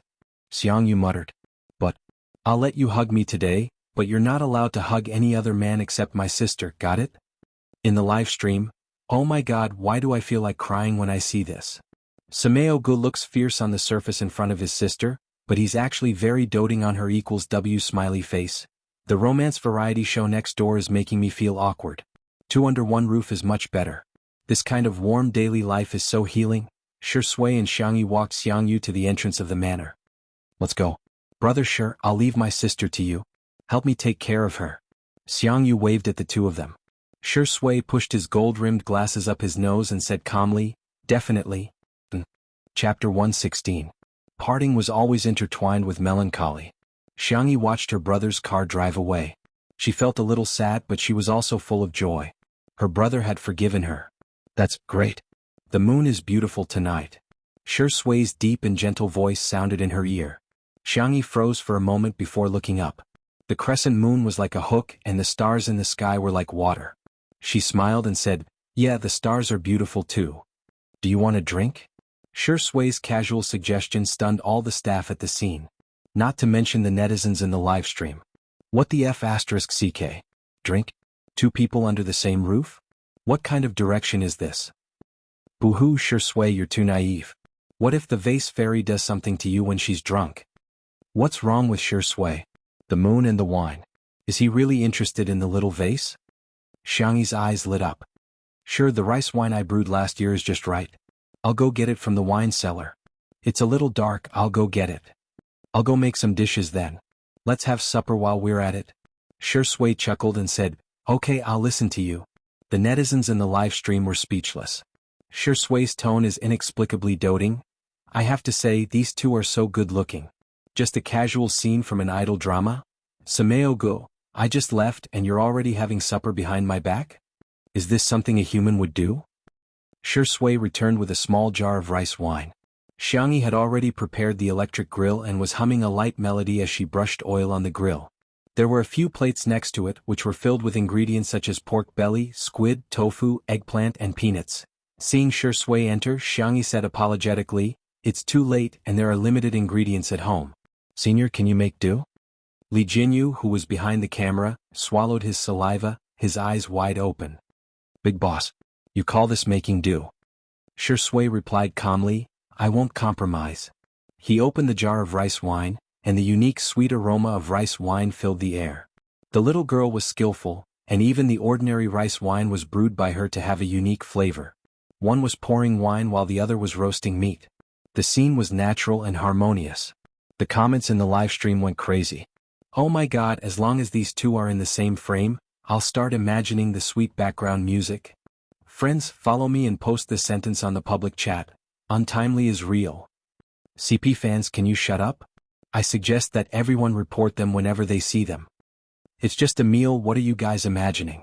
Shui only sees the vase fairy as his sister. Oh, Xianxia is pouring wine for the little vase. Isn't it usually the younger generation pouring for the older generation? This microscopic girl felt that Xianxia did not treat the little vase as a junior at all. Hands on hips.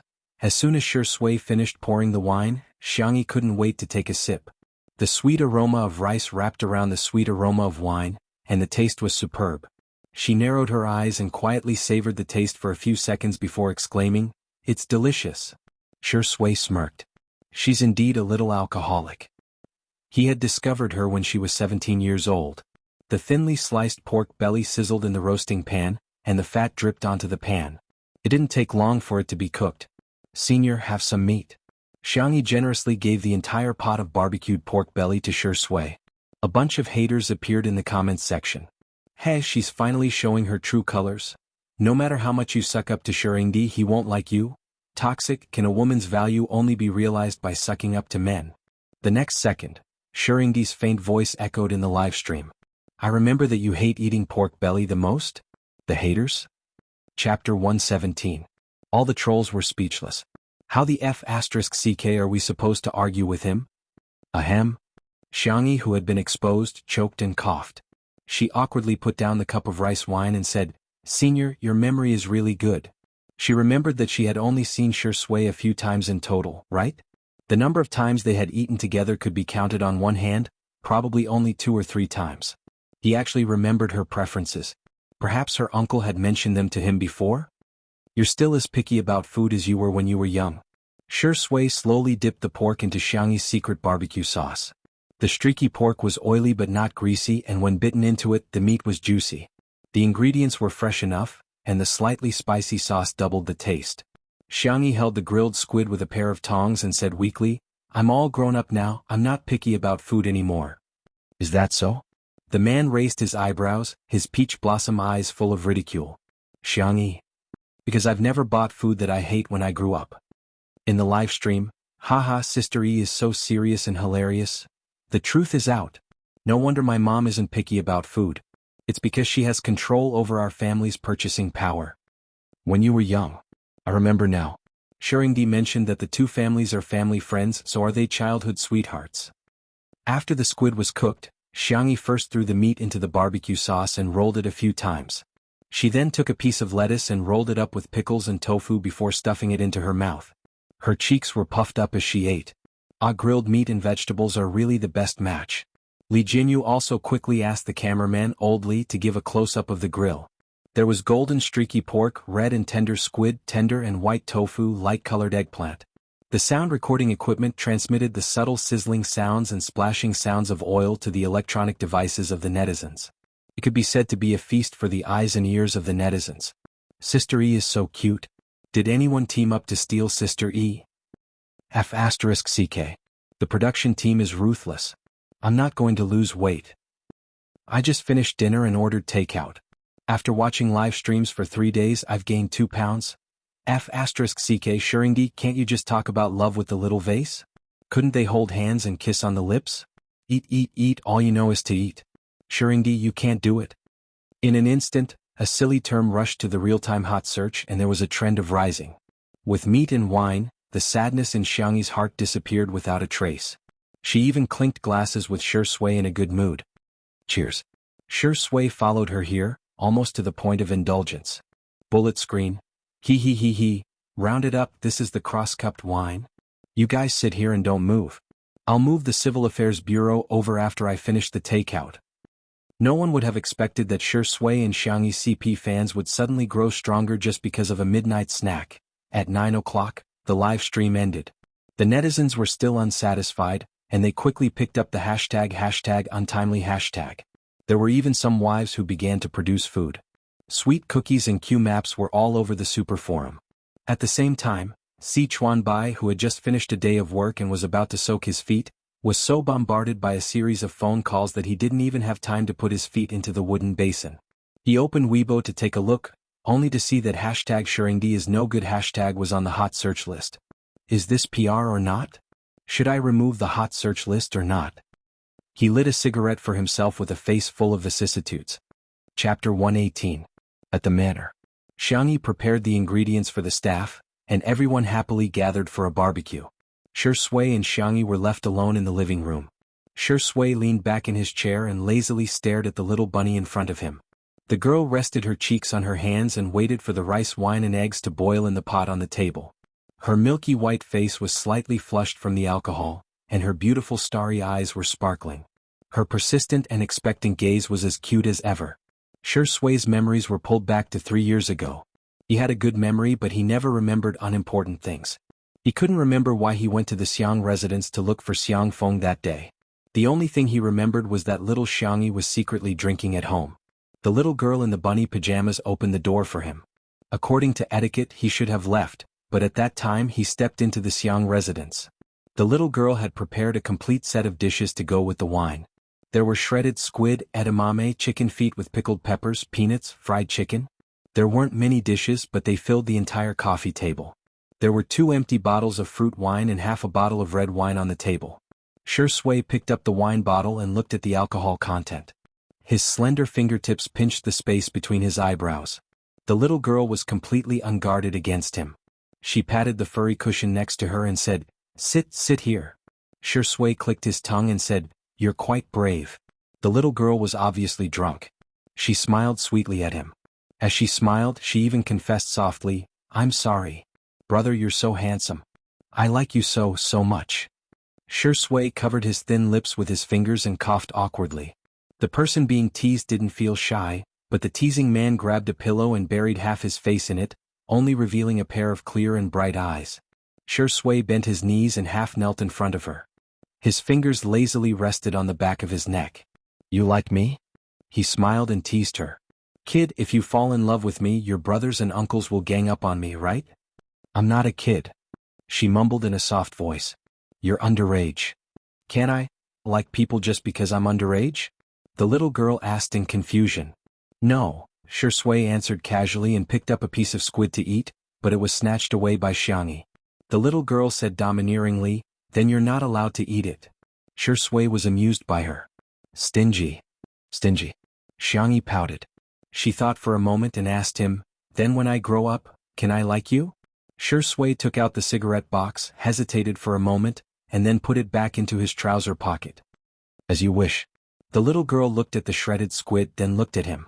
She chopped the already thin shredded squid even thinner before stuffing it into his hand.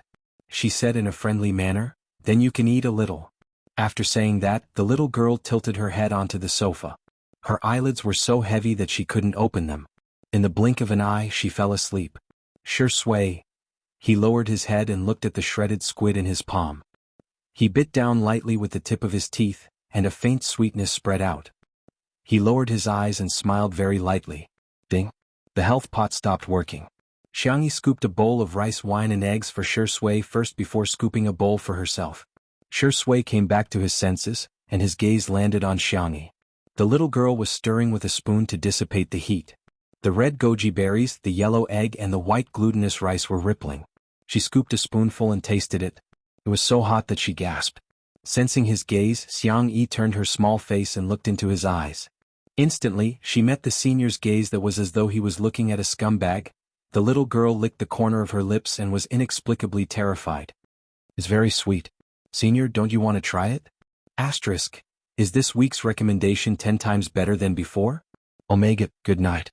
Chapter 119. Shui narrowed his eyes. Really? Xianxia looked at him innocently. After a few seconds she suddenly understood. She picked up a clean spoon and stirred Shui's bowl of rice wine and eggs. She pushed it to his hand. The temperature should be okay. If it were another man, Xianxia wouldn't do this. But after all, it was her own Zai. Of course she had to take care of him. Shui smiled ambiguously. You've grown up. Xianxia waited for a while but didn't hear anything else. She asked curiously, At this time shouldn't I praise you more for being sensible? Shui drank the rice wine slowly and said in a tired voice, You really don't know anything. Xianxia? Okay, whatever Zai says. The little girl showed a doting smile like an old mother. After drinking the rice wine and glutinous rice balls, Shui consciously went to wash the dishes.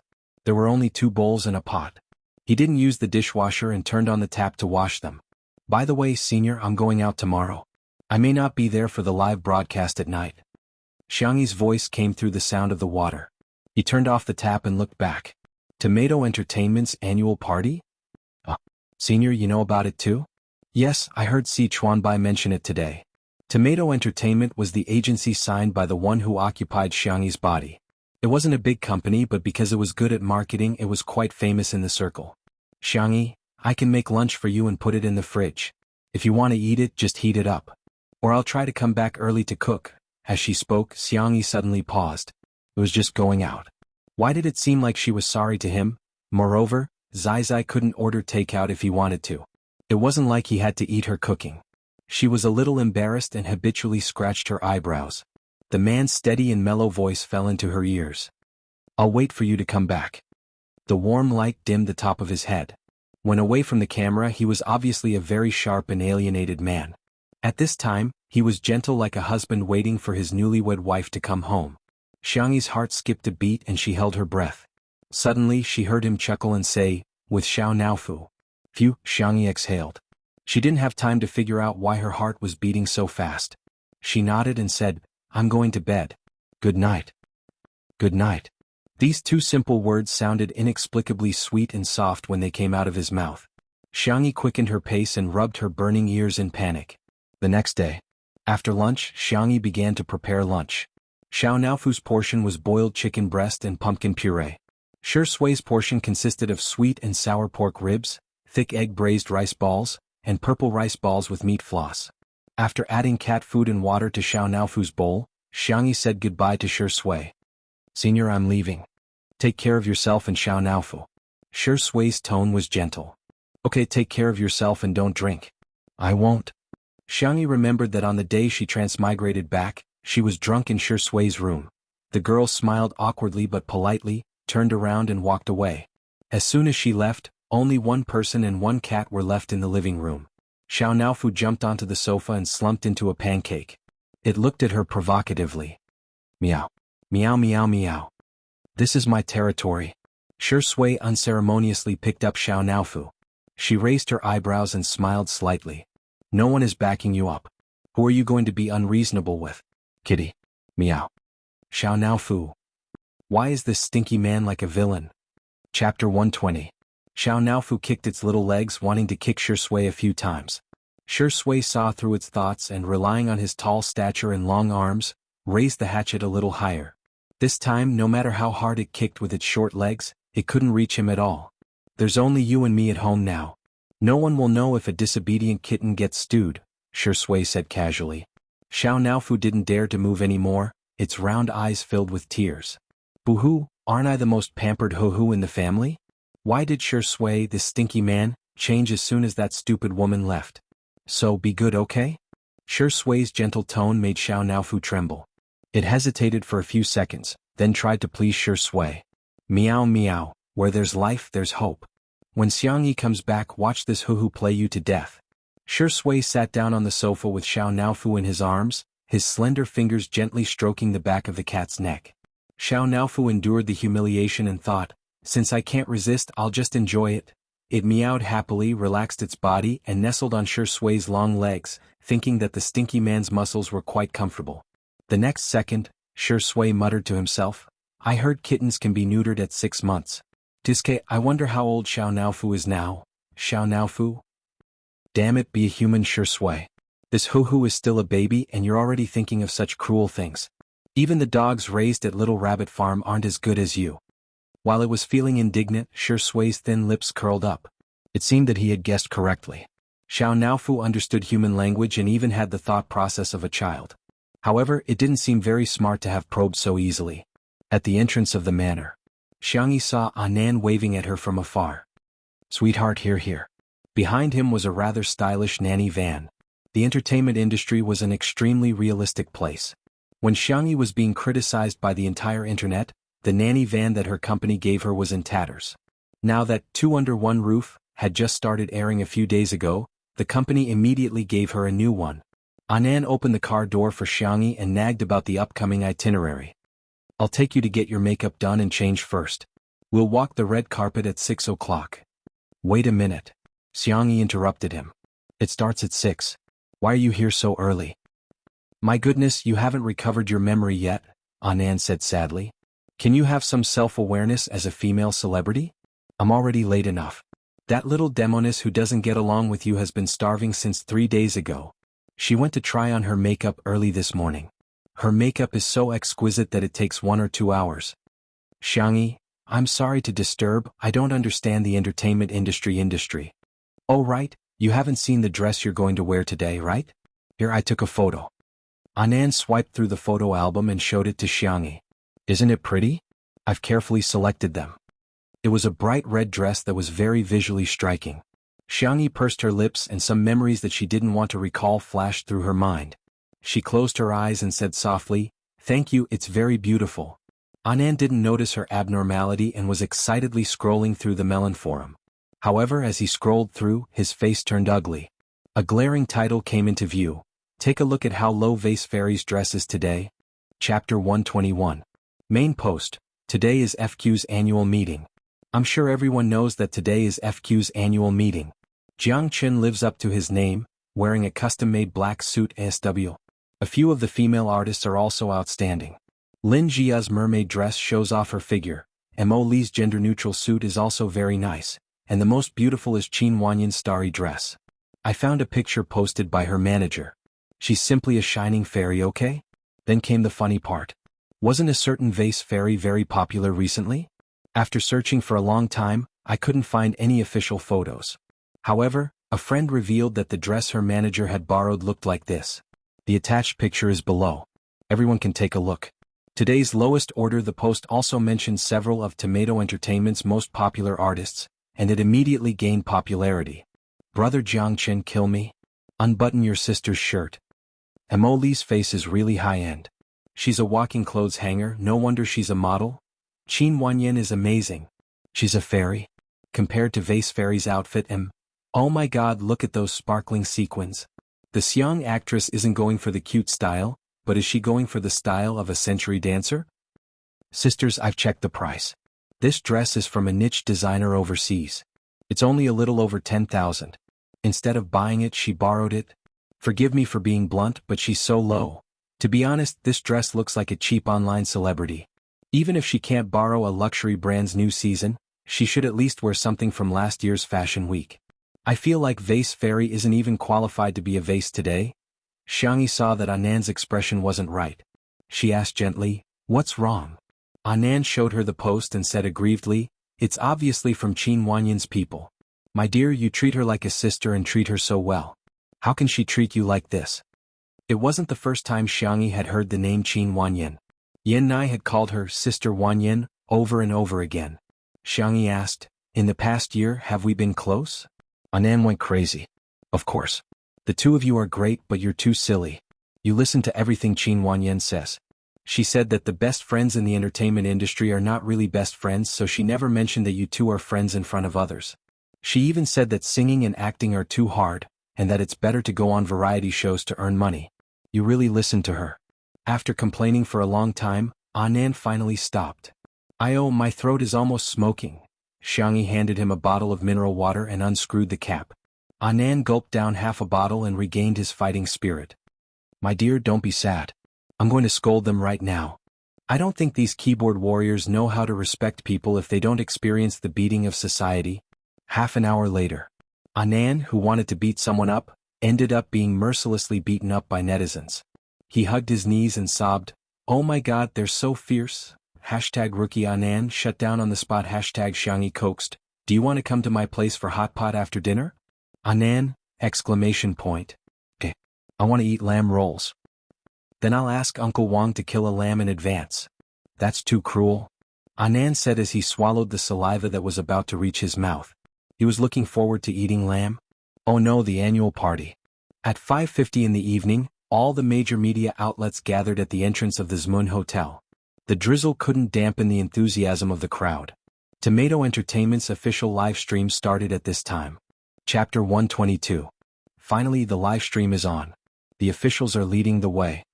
Welcome to Tomato Entertainment's large-scale beauty contest.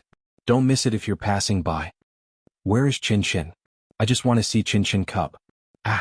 I'm curious who Jianghu will be walking the red carpet with today. Is his female companion with a member of C7? I'm dying of laughter. C7, the abbreviation of Jianghu's boy group. Please don't freeload off our brother Jianghu's popularity, okay? I can't bring these trash members along. In the entertainment industry, Jianghu's fans are the most disgusting. They're a group to begin with. Quit if you can. Do you really think you're the best without the support of your fans? The red carpet show hadn't even started yet, but the fans were already tearing into each other. Xianxia, who had finished her styling, leaned against the nanny seat and closed her eyes to rest. Anan was still gossiping with her. Wow, C7's fans and Jianghu's fans are tearing into each other again. They sure have a variety of ways to greet each other's ancestors. Jianghu had debuted as the face of C7. After forming the group was only considered a small hit. However, Jiang Chen's personal popularity had skyrocketed due to his participation in a certain idol drama. His popularity alone was higher than that of the other 6 members combined. Thus, Tomato Entertainment began to stir up trouble. The officials announced that Jiang Chen would not be leaving the group for solo activities. Following that, a years-long battle between the group's fans and his fans began. Xianxia had bumped into them in the styling studio just now. The 7 boys were all very good-looking, but the atmosphere was oppressive. Each of them had their own group, and Jiang Chen was undoubtedly the one being isolated. Xianxia's dressing room was at the end of the corridor. While waiting for the nanny car to arrive, she accidentally overheard the conversation between Jiang Chen and his agent outside. "Jiang Chen, don't you know you're prone to edema? Who do you think would like you when your face is so swollen? Also, if one member ignores you, it might be that person's problem. But if all 6 of them ignore you, can't you reflect on yourself? With such an unlikable personality, if it weren't for me, would you be where you are today?" Xianxia raised her eyebrows. "Is this considered verbal violence?" Then came a clear but downcast male voice. "Sorry, I practiced too late last night and accidentally drank half a glass of water." "Why are you practicing dancing? You can't possibly return to that lousy group, do you understand? No one will like you if you go back. You guys can't possibly have stage performances either. Are there any singing shows in the country? Besides, do you really think that those fools will tolerate you? Jiang Chen, you're already different from them. They need to look up to you." "Please don't say that," the young man protested softly. "They're all very good people. Forget it, I have nothing to say to you. Remember to walk the red carpet with Qin Wanyan later. I've already prepared the announcement. Don't disappoint me." A few seconds later, the sound of high heels on the ground gradually faded away. The youth outside the door sobbed for a while. Suddenly, there was the sound of something heavy falling to the ground. Xianxia didn't like to meddle in other people's business, but she was worried that there might be an accident, so she decisively opened the door. Jiang Chen fell onto the ground. He didn't pass out, but his face was frighteningly pale. While he was in a trance, he felt his wrist being touched by soft and warm fingertips for a moment. Then a milk candy was stuffed into his mouth. So sweet, he lifted his eyes. In the dim light, the girl in front of him seemed to be holding a handful of bright stars, calmly and indifferently looking at him. Chapter 123. "I've checked your pulse. It should be hypoglycemia. Where do you feel uncomfortable? Dizzy? Nausea?" Her gentle tone was full of patience. Jiang Chen struggled to stand up. Leaning against the wall, he thanked her weakly. "I'm fine. Thank you, sister." Speaking of which, he had started his career earlier than Xianxia, but he was only 19 years old. Xianxia liked this kind of polite and good-looking kid. She asked, "Do you want to take a rest in this dressing room?" She added, "You're alone. I won't go in." After all, she still had the reputation of ruining little fresh meats for no reason. Jiang Chen obviously knew about the rumors. He looked a little embarrassed. "No, it's an old problem. I don't want to trouble you." Xianxia nodded slightly. "Okay, take care of yourself." Then she really didn't want to continue to care about him. Lifting her skirt, she walked into the dressing room slowly. Jiang Chen had an inexplicable feeling. He called out to Xianxia, "Sister, do you have any more candy?" Because of the recording of Heartbeat, his agent had been complaining that he looked fat in the live broadcast. He hadn't eaten anything these days. At night, he would even squeeze some time to exercise and practice dancing. He was afraid that he would faint again at the annual meeting. Xianxia took out some candy from her bag and gave it to him. Soft candy, fruit candy, chocolate, everything.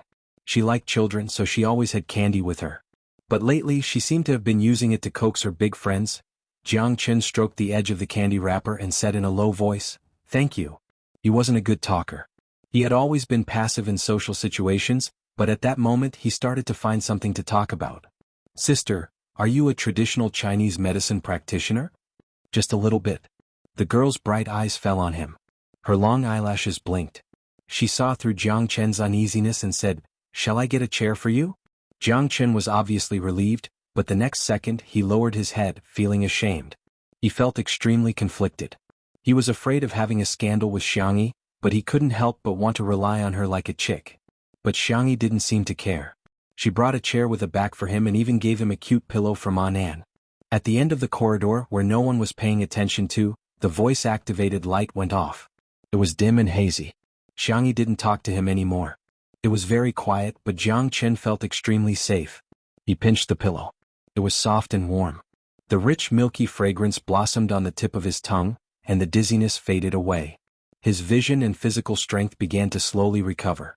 He couldn't help but sneak a peek at the dressing room. The door was half open, and he could vaguely see the girl's skirt dragging on the ground. It was like the red freesia that his mother raised in his hometown, looking at the brightest and most brilliant when it bloomed. It was different from the rumors.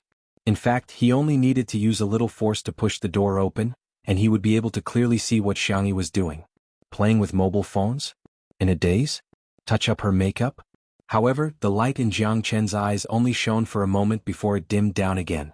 When Anan came to pick up Xianxia, Jiang Chen had already left. A few pieces of candy wrappers were placed neatly on the cushion as if they were standing in a military posture, as if they had obsessive-compulsive disorder. In the nanny van, Anan was holding Xiangxi's handbag for her. Feeling that the bag was constantly vibrating, he hurried to take out the phone inside. "My dear, is there someone who's looking for you urgently?" Xianxia swiped the screen. A text message from an unknown contact. She clicked it open. It was a picture of Xiao Naofu. There were exactly 9 of them. There were also 2 text messages. "It's very obedient. It's watching the live broadcast in my arms." Chapter 124. A text message from Zai Zai? Xianxia looked at the photos one by one, her eyebrows curving into a smile. It seems that this man and cat are getting along quite well. Who is it? Anan leaned over to take a look and shrieked in shock. When did you and Shui become so close? Isn't he famous for keeping his distance? Xianxia, no, I think Senior has a good temper and is easy to get along with. Anan? Have all my years of experience been wasted? In the manner. Li Jinyu was still worried about today's livestream content. Daddy, sure, what are you going to livestream later? Why don't you cook too? I remember you know how to cook noodles or something. The lowly Li Jinyu was so engrossed in eating livestreams that he almost forgot that he was a variety show director. Shui said in a lazy voice, not interested. Then what are you going to do? Pet the cat and watch the livestream. Without Xianxia around, a certain Shui began to become passive. Why don't you livestream while I watch? Li Jinyu? Where did the extremely cooperative Daddy Sure from 2 days ago go? Why is he so rebellious today? However, he thought about it and felt that it was a good idea. He made up his mind and said, okay, I'll livestream if you dare to watch. A few minutes later, the livestream of 2 Under One Roof began. The netizens entered happily, especially the Shui sisters. When they heard that Xianxia wasn't around today, they were so happy that they wanted to set off firecrackers. Who would have thought? The man in a gray satin shirt stroked the white kitten in his arms with his slender and pale fingers. He had changed into a pair of gold-rimmed glasses with a chain today, which made his eyebrows look even deeper and his nose bridge look even more straight. He looked like a medieval noble gentleman, with a touch of indifference in his indifference and abstinence. However, when he smiled at the camera, his peach blossom eyes looked extremely affectionate.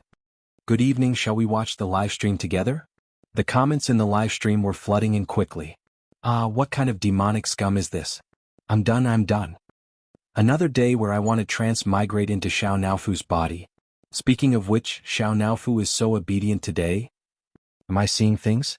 Why is the tablet on the table showing the live broadcast of Tomato Entertainment's annual meeting? Sure, Ingdi isn't someone who likes to gossip, right? Could it be that he's watching the annual party live stream because of the little vase? At the hotel entrance, the cheers of the fans came from the front. It seemed that the red carpet show had begun. Anan hurriedly clicked on the livestream. The first few people to appear on the livestream were either new artists or those who were not very popular. There were not many comments in the livestream. It was only when Mo Li, who had a neutral hairstyle and short hair, appeared that the comments section began to heat up. Wow, Mo Li is so cool. A model's background is indeed different. Even walking the red carpet is like walking on stage. Sister is indeed the darling of the fashion world. This wide-shouldered suit is the latest autumn collection from a certain luxury brand. Then Lin Jia appeared. When Anan saw her, it was as if he had been injected with chicken blood. It's this little vixen. She's so scheming. She even changed the dress to a low-cut one. The sparkling champagne-colored mermaid dress wrapped around Lin Jia's charming curves, and the live broadcast suddenly became lively. *CK, I like this sister. Is Lin Jia's figure so good? I'm so envious of her figure. Why is her flesh so plump? I have a feeling that the vase fairy's skinny and slender type will be killed in seconds. Chapter 125. Immediately afterward, the members of the boy group C7 walked on the red carpet. From left to right there were 6 of them. Jiangchen was not among them. Fans and fans of the group were at each other's throats. It could be described as a bloodbath. Oh yeah. Chinzai, well done, don't walk the red carpet with those idiots. This small group really has no soul left. I'm crying, Tomato Entertainment's director. Can you stop making fun of them? I'm so angry. Jiangchen, when are you going to stop hurting the rest of C7? Please make a solo debut and let the other kids go. It's obviously the other 6 who are leeching off our brother Jiangchen's popularity like vampires. Where did they get the nerve to scold him? So they pick up their bowls to eat, then put them down and start cursing? When passers-by saw the war of words between the fans, they instinctively didn't have a good impression of C7. After all, the fans' actions were ultimately paid for by their idols. However, the atmosphere in the Two Under One Roof livestream was poles apart. Shui wasn't paying attention to the livestream at all. Instead, he was teasing Xiao Naofu the entire time. He took out Xiao Naofu's favorite dried fish and waved it in front of the soft white cat's eyes. When the dried fish moved to the left, Xiao Naofu looked to the left. When the dried fish moved to the right, Xiao Naofu looked to the right. Do you want to eat? Shui asked lazily. Meow. Xiao Naofu pretended to be well behaved. Shui reached out to it. Shake hands. Xiao Naofu? Damn it, this Huhu doesn't eat handouts. Xiao Naofu remained unmoved. Shui smiled and pretended to put the dried fish back into the sealed bag. Xiao Naofu. Woo, this stupid woman wouldn't do this to me. She would even break the dried fish into pieces and feed it to this Huhu. This stinky man is so bad. The comments in the livestream. Xiao Naofu is a foodie? Is Shurindi training Xiao Naofu like a dog? How can you bear to bully such a cute kitten? Let me feed it. Xiao Naofu felt wronged and helpless, but it wanted to eat. She could only reluctantly reach out her pink paw and touch Shui's palm perfunctorily. Shui fed it a dried fish, pinched the back of its neck and praised, "Good boy, Xiao Naofu is the smartest." Xiao Naofu bit into the dried fish and proudly raised its chin. This Huhu is just that outstanding. Shui took out another dried fish and gave a new order, roll? *CKU. For the sake of dried fish. I'll endure it. The cute kitten rolled around in his arms. Unable to control herself, her face fell onto the man's straight and long thighs. She tried to roll half a circle and this time she finally succeeded. Her belly was facing the sky and her little head was facing the sky. However, her claws accidentally hooked onto the corner of the man's satin shirt, revealing the outline of his thin waist and abdomen. The netizens exclaimed, *CK. For a moment, she didn't know if she should be envious of Shurindi for having a cat to rub. I should be envious that Xiao Naofu can roll around on Shurindi's lap. The next second, Shui chuckled and said, Xiao Naofu, why don't you bark? I'll reward you with double the amount of dried fish. Xiao Naofu's icy blue eyes instantly widened. Are you the devil? The live stream was going crazy with laughter. Haha, Shui is probably only 10 years old. Xiao Naofu, although I'm not a real person, you're a real dog. Oh my god, I love this ruffian Shurindi too. I can't resist the charm of a mature man. Li Jinyu couldn't stand it anymore and reminded her, Teacher Shui, have you forgotten that you're still watching the live stream? Coincidentally, it was Qin Wanyan's turn to appear on the red carpet. Chapter 126. Amidst the misty rain, Qin Wanyan appeared. The spotlights kept flashing as they aimed at Qin Wanyan. Her chestnut-colored hair was slightly curled, and she wore an exquisite crown headband on top of her head with diamonds in the shape of stars. The most stunning thing about her was her dress. It was a long dress that gradually changed from silver to blue. It was covered with a thin layer of gauze on the outside, and the tiny diamonds sparkled like a river of stars. It was so beautiful that it was suffocating. Ah, fairy Qin Wanyan. The screams of the fans broke through the clouds, loud enough for all the viewers in the livestream to hear. The number of comments in the livestream increased visibly. Wow, it's really a fairy? Sister, you've worked hard in the mortal world. Book the red carpet tonight. The moon won't come for you, but fairy Qin will come for you. Qin Wanyan's facial expression was outstanding. Even though it was raining, she still smiled brightly. She walked to the front of the signature board and signed her name in a fluid motion. The meticulously designed handwriting was light and elegant, and there were even more people praising her in the live stream. Woolly Fairy Qin is so talented, even her handwriting is ethereal. This dress is so beautiful, I can feel it sparkling with every movement. Thinking of the vase fairy's cheap red dress, the fairy's outfit is a huge blow to the vase fairy. Ah, why isn't sister walking the red carpet with Jiangchen? They're clearly an on-screen couple. Although the viewership of Heartbeat wasn't as high as Two Under One Roof, it was still very popular. Furthermore, due to the main theme of the show being romance-oriented and the guests bringing up their own topics of discussion, the fans of the various shows had already torn each other apart. Jiang Chen's popularity was there for all to see.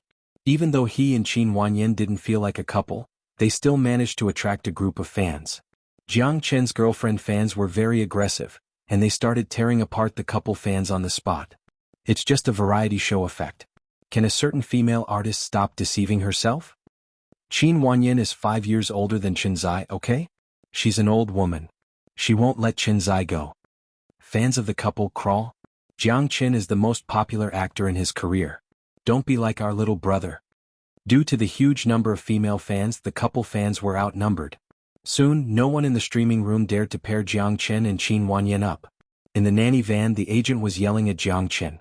Are you deaf or retarded? I told you to walk the red carpet with Qin Wanyan. Now that you've grown up, you won't even listen to me anymore, right? Let me tell you, without me you are nothing. I can help you reach the top, but I can also make you fall into the mud. The agent scolded Jiang Chen fiercely, but Jiang Chen didn't respond. In any case, he was already used to it. This kind of verbal violence was something he had to endure all the time. Seeing his stubborn look, the agent was so angry that he wanted to slap him. She was bribed by Qin Wanyan's manager. Now that things were messed up, wouldn't she have to spit out all the money? Just thinking about it was like cutting her flesh. As a matter of fact, she didn't have much ability. It was pure luck that she had managed to raise Jiang Chen, who had made a fortune. Taking advantage of Jiang Chen's easygoing personality, she brainwashed him every day. She had made a lot of money from him. In her opinion, Jiang Chen was her possession, and he had to listen to her completely. The agent rolled her shrewd but unscrupulous eyes and coaxed Jiang Chen later at the annual meeting, interact more with Qin Wanyan. I can help you plead with the leaders to let you leave C7. How about that? Isn't that your wish? Jiang Chen, who had been numb all this time, finally moved. Chapter 127. As Qin Wanyan disappeared from everyone's sight, her fans were still reminiscing about her stunning appearance. That dress is so beautiful, I must buy one as long as I'm alive. Her skin is so good too, I feel like she's even thinner and fairer in person. Did you hear the commotion caused by those celebrities taking pictures of Qin Wanyan just now?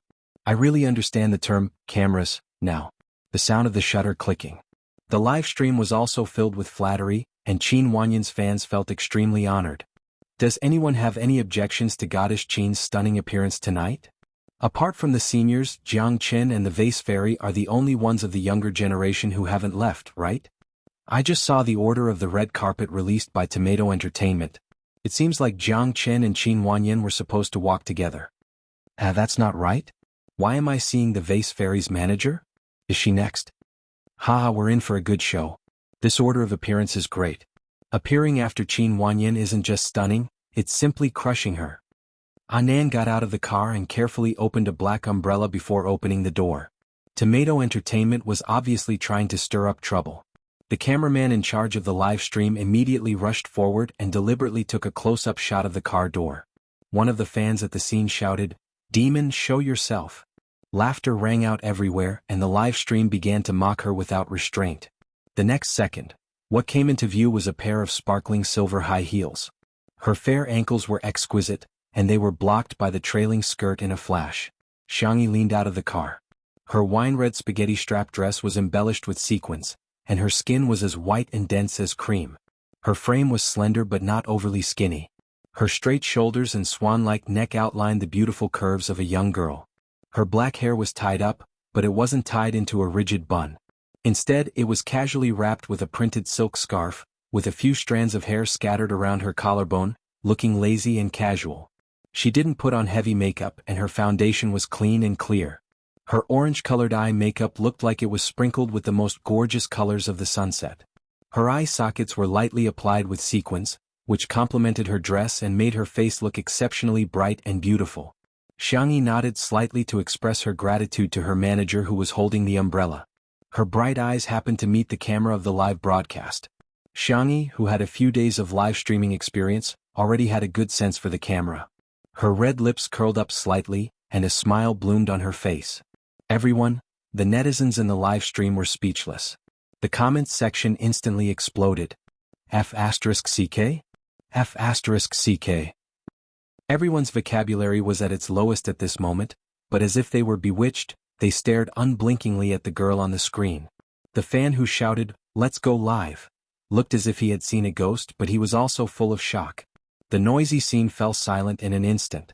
Until, Jianghu didn't go anywhere after getting out of the car. Instead, he strode towards Xianxia and bent down to lift her skirt, whispering, "Sister, be careful." Only then did Xianxia realize that there was a selfie stick in front of her. She didn't know if it was dropped by a fan or someone had done it on purpose. If she tripped, she would probably become the biggest joke of the night.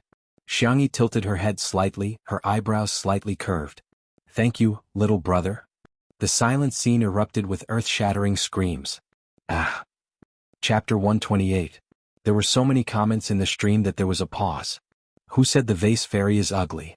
What kind of peerless fairy is she? For the first time, I don't think the term vase fairy is derogatory. Can an ugly person be called a vase? Is this a prearranged script? A top celebrity personally lifting her skirt, even a novel wouldn't dare write this. Is there anyone who can read lips? What did Xianxia and his sister say just now? Ah, top celebrity x 18th tier female star, ah, there's another weird couple. Flowers bloom in the hope that you will last forever. It's hard to find flowers when you're idle. Thousands of flowers are hard to look at. Sister is a fairy in a bottle. The description of a fairy in a bottle is perfect. Sister Yi's fans are giving me envious looks. You guys are so good at praising. In reality, Jianghu didn't realize what he was doing until later. He wasn't afraid of being scolded, but he didn't want to implicate Xianxia. His mind working quickly, the teenager lifted her skirt and stepped over the obstacle. Only then did he raise his arm and carefully ask, "Sister, do you want to walk the red carpet with me?" If he had taken the initiative, perhaps everyone would have scolded him alone. Xianxia didn't care. She had always thought walking the red carpet was just a formality. Since Jianghu had invited her and she didn't hate him, she took his arm. The fans screamed even louder. The combination of a handsome man and a beautiful woman was too lethal. Jianghu in a black suit and Xianxia in a spaghetti-strap red dress were a perfect match. Surprisingly, the two's temperament was also very compatible. Jianghu had a stoic face. Although he was handsome, it was inevitable that he would appear cold and unapproachable, making him seem out of reach. But next to the gentle and cheerful Xianxia, he was like a stream during the melting season. His entire being seemed to soften. In the manner. When Qin Wanyan appeared, Shui looked up and glanced at her. She then looked away with a lack of interest and continued to pinch Xiao Naofu's face. Xiao Naofu was angry but didn't dare say anything. It was extremely aggrieved. The bullet screen was filled with laughter. "Xiao Naofu, I'm willing written all over my face. JP, brother, my face is soft and easy to pinch. Come and pinch my face. Instead of dreaming, why don't you find a master to perform a ritual and see if you can possess Xiao Naofu?" For Shui sisters, they were satisfied to see Shui. Even though Shui didn't talk much and just played with the cat, they enjoyed it. Hey, teacher Xianxia is out. Unknowingly, Jianghu had moved closer to Shui. His smile was that of an old father looking at his youngest daughter. He even imitated the tone of a fan's voice and said to Shui, "Please Shui, take a look at our beautiful sister. It's not a loss to invest in little sister." Bullet screen, haha, the director's online head massaging is still okay. Just when everyone thought that Shui wouldn't respond to Jianghu's teasing, the man raised his narrow eyes and looked at the tablet. The screen happened to show Xianxia smiling at the camera. The man, who had been dispirited, suddenly curled his thin lips and said in a sultry and flirtatious voice, "Sister is quite pretty." Ah, Shui's smile is killing me. Shui saw Jianghu rush over to lift Xianxia's skirt. Then the little girl took his arm and the two walked down the red carpet together. The man was about to feed Xiao Naofu some dried fish when he suddenly took it back. Xiao Naofu was puzzled and confused. "Meow? Meow meow? I'm hungry, I want to eat dried fish." The man's cold and strict voice sounded in the cat's ears. "No, you're not hungry. Xiao Naofu. Shui, can you be a human?" Chapter 129. On the red carpet, Xianxia and Jianghu weren't like the other artists who were frantically dragging their feet. Apart from Jianghu stopping for a few seconds in the middle to bow to his fans to express his gratitude, the two had reached the end of the red carpet in the blink of an eye. Jiang Qin signed his name and added a wavy cartoon at the end. This was the signature of every member of C7. The fans in the live stream were so excited that they were about to cry. Ah, it's the C7 logo. Qinshan has a group in his heart. The loyal fans were upset, but since it was their son who had signed it, they couldn't say anything. In fact, it was Tomato Entertainment who didn't allow Jiang Qin to leave the group, nor did they allow him to return to the group. It was Jiang Qin who had been stuck in the middle and had to bear the resentment of both fans and teammates. It was all for the sake of creating a topic of discussion. After all, it was still a topic of discussion. Wouldn't it be great to earn money from both the group and loyal fans? The hostess in charge of handing out the pen didn't even look at Jiang Qin as she stared straight at Xianxia. The girl was so fair that she seemed to glow. Her whiteness was natural, unlike Qin Wanyin who looked quite fair from afar, but up close, even her limbs were covered in foundation. Xianxia took the golden pen from her and thanked her softly. Her tone was polite and soft, making the hostess's heart skip a beat. Ah, what kind of heavenly voice is this? Xianxia didn't use the cursive signature she had designed before and just casually wrote her name on the signature board. His strokes were forceful yet casual, natural and smooth as if they were formed by nature. This handwriting instantly stunned the netizens. F***ck, is this semi-cursive? Respect. The little vase's handwriting is so beautiful. There's no harm if there's no comparison. Compared to other people's scribbles, this girl's handwriting is like a clear stream. Even Jiang Qin couldn't help but take a few more glances at Xianxi's handwriting. He had been sent by his family to be a trainee when he was in middle school. He had practiced his signature before, so it looked very natural. In fact, his handwriting looked like a primary school student's.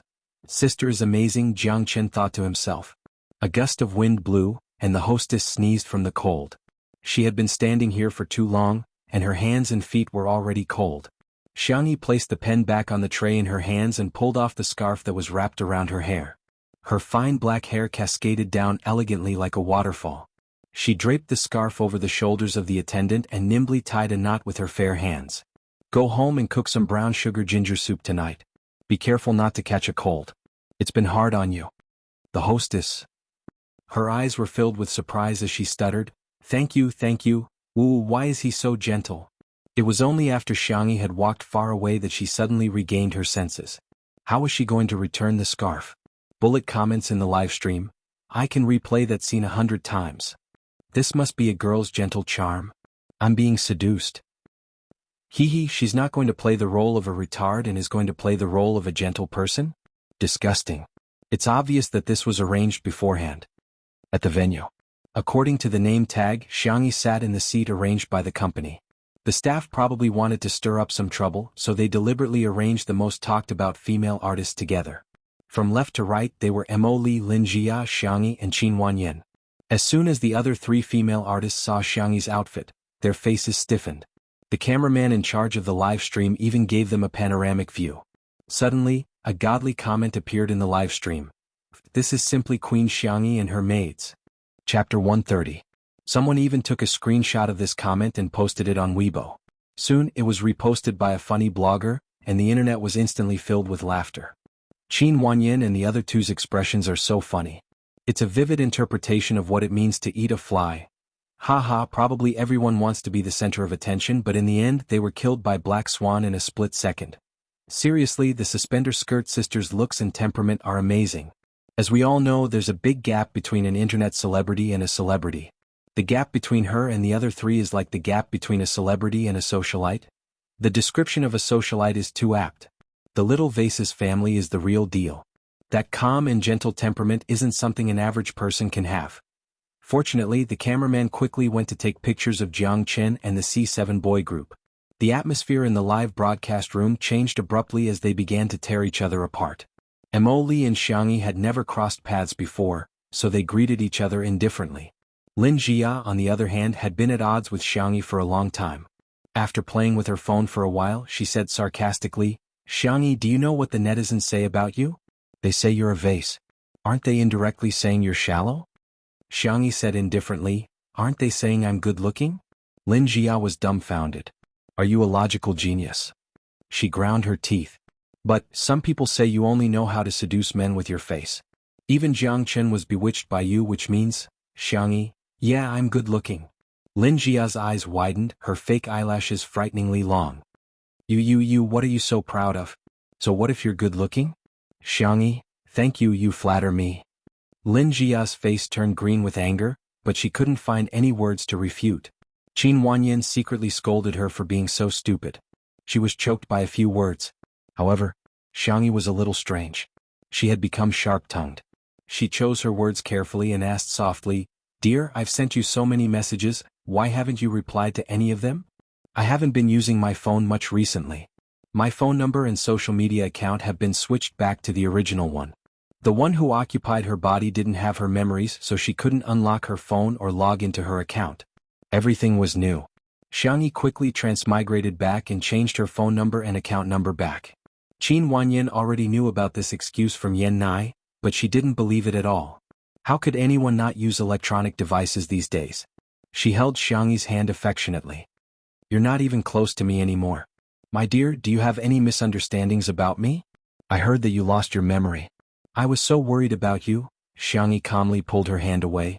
She didn't like to have any physical contact with strangers. "I'm sorry, I don't remember anything from the past year." Her attitude was distant, but her etiquette was flawless. Even if Qin Wanyan wanted to make a fuss about it, she couldn't. "Then let's add each other as friends." Qin Wanyan decided to play along with her for now.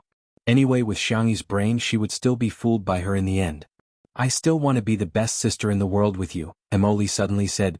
"Xiangxia, let's add each other as friends too?" Xiangxia wasn't keen on socializing, but she didn't reject it either. She casually added the two of them. Lin Jia, who felt left out, said in a huff, "Don't even think about adding me. Even if you do, you'll be on my blacklist." Xiangxia looked down and said, "Oh, Lin Jia?" Chapter 131. Lin Jia waited for a long time, but Xiangxia didn't say a single word. She had more question marks on her head. Shouldn't she say something polite at a time like this? But Xiangxia was sitting calmly, her swan-like neck and shoulders forming a beautiful arc. She looked straight ahead calmly. "Lin Jia, you're really not going to add me?" She suddenly felt like she was being left out. By then, almost everyone had arrived. It was the annual meeting, and without exception, the big boss and the small boss had to give a speech. There were a few performances in between, all of which were performed by their own artists, so labor fees were saved. Xiangxia flipped through the program list out of boredom and found that the last performance was a singing and dancing performance by Jiang Chen's male group. Suddenly her phone vibrated. She looked down. It was a message from Nan. Nan, sweetheart, Nan, crying. Jif Xiangxia sent a question mark over. Nan, boo-hoo, I'm in the bathroom but there's no more toilet paper. Sweetheart, I'm willing to go to your house every day to wash the dishes, sweep the floor, raise pigs and collect eggs. Nan, don't tell anyone it's me. I don't want to be the dumbest agent in the company. Xiangxia, she raised her hand to her forehead, speechless. If it was a guy, she only knew Jiang Chen. She glanced in Jiang Chen's direction and found that he wasn't in his seat. Where did he go? Forget it, she'd better go in person. Xiangxia left quietly. In the bathroom. When Xiangxia arrived, a cleaner happened to be there. She asked someone to go in and rescue Nan, while she sat on a rattan chair in the corner of the balcony in a daze. She had never been interested in events like banquets since she was a child. She planned to ask Nan if she could sneak out early when he came out. She didn't know if the cat and the man had eaten yet. Tap, tap, tap. The sound of high heels clicking on the ground could be heard. The person stopped on the balcony. With the green plants as a barrier, she did not notice Xiangxia in the corner. She directly scolded the young man in front of her. "Are you out of your mind? I told you to walk the red carpet with Qin Wanyan, but you didn't listen. I told you to interact with her, but you still didn't listen. You even went to lift that B*TCH's dress. Why are you so annoying? Without you, would she have died or become crippled?" A familiar but weak male voice sounded. "Sister Ling, please don't say that." Xiangxia raised her eyebrows. She should check the almanac before going out today. Was it written that it was suitable for eating melons? Moreover, he seemed to be the one eating it. The agent called Sister Ling sneered. "Why can't I say it? Don't be bewitched. How could she compare to a single strand of Qin Wanyan's hair? Look at how she's dressed today. She's only wearing a spaghetti strap, showing off her figure so much. I think she wants to slit her top all the way up to her neck. Why do you think she's qualified to appear on a variety show with Shuringdi? Who knows, he might have slept with all of them." Enough.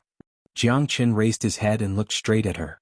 Due to the fear he had accumulated over a long period of time, his voice was trembling, but he was very angry. Not talking about others behind their backs is the most basic courtesy. Slap. A crisp slap rang in Jiang Chen's face, making his ears ring. How can you talk to me like that? How can you talk to me like that? Have you forgotten who you are? Jiang Chen clenched his fist, but he endured it out of habit. Sister Ling was very pleased. She felt that she had successfully trained Jiang Chen. He didn't even dare to resist. He was more obedient than a dog. The next second, Motherf asterisk Ker UB asterisk TC. Hai Chui. Out of nowhere, a man who hadn't even pulled up his pants properly rushed over and spat a mouthful of saliva right in her face. Chapter 132. Sister Ling screamed, "Ah!" Jiang Chen was stunned, especially when he saw Anan's gaudy beach-style underwear. The young man awkwardly turned his face away. Sister Ling was wearing a dress today and didn't have any tissues in it. She used her hands to rub it a few times and was disgusted. She screamed like crazy, "Anan? Are you crazy?" They were all managers of the same company. Although there was a difference in status, they still knew each other. Anan put his hands on his hips, his hair standing on end. "Who told you to have such a cheap mouth? You deserve it. If you dare to say anything bad about our sweetheart, I'll spit you to death. I can't outflame the netizens, but you think I can't outflame you?" Xianxia, who was still unnoticed in the corner, was speechless. This was probably a physical attack, right? Sister Ling's expression changed, but she quickly denied it. "Who did I scold? Do you have proof? Using violence against a colleague? I'll go ask the boss to fire you right now." Anan's eyes widened. He didn't think she could be so shameless. She even made a false accusation. So he was Sister's manager. Jiang Chen pursed his lips. "Sister Ling, forget it." He was just angry. Sister Ling looked at him with contempt. "You're just a clay Buddha and you want to protect others?" Anan was furious. "Fine, then I'll also complain. I'll say you hit Jiang Chen. You're so arrogant that you even hit an artist." In Anan's mind, of course his artist had to be spoiled. Although he was just a weak and inexperienced manager, he knew that the first thing he had to protect was the artist's interests. This was the most basic professional ethics. Sister Ling was disdainful. "Who do you think will believe you? Where's the proof? Can you produce it? Isn't this a witness?" Anan looked at Jiang Chen. The young man's expression froze, and he avoided his gaze in shame. Anan immediately knew what was going on. This probably wasn't the first time, nor would it be the last. Although he looked like a top celebrity, he was actually just a child. It wasn't surprising that he was caught. But he didn't expect Sister Ling to be so shameless. Anan gritted his teeth. "So you're going to report me? What? Scared?" Sister Ling was very proud. "Why don't you kneel down and I'll consider giving you a chance." "Kneel?" Anan hesitated. Sister Ling's lips curled up. In fact, even if Anan knelt before her, she would still complain. She was just teasing him now. However, her smile froze in a few seconds. Anan rushed forward and grabbed her hair. "I'll kneel before your mother's ashes, okay? After giving birth to such an idiot like you, isn't the grass on your mother's grave already a few meters long? Oh, right, let me emphasize that I'm insulting your mother here, not your biological mother. The old lady is so innocent. She's just an illusory spiritual existence that I've imagined. She only exists in this catfight and only represents your father's disappointment in you. Sister Ling?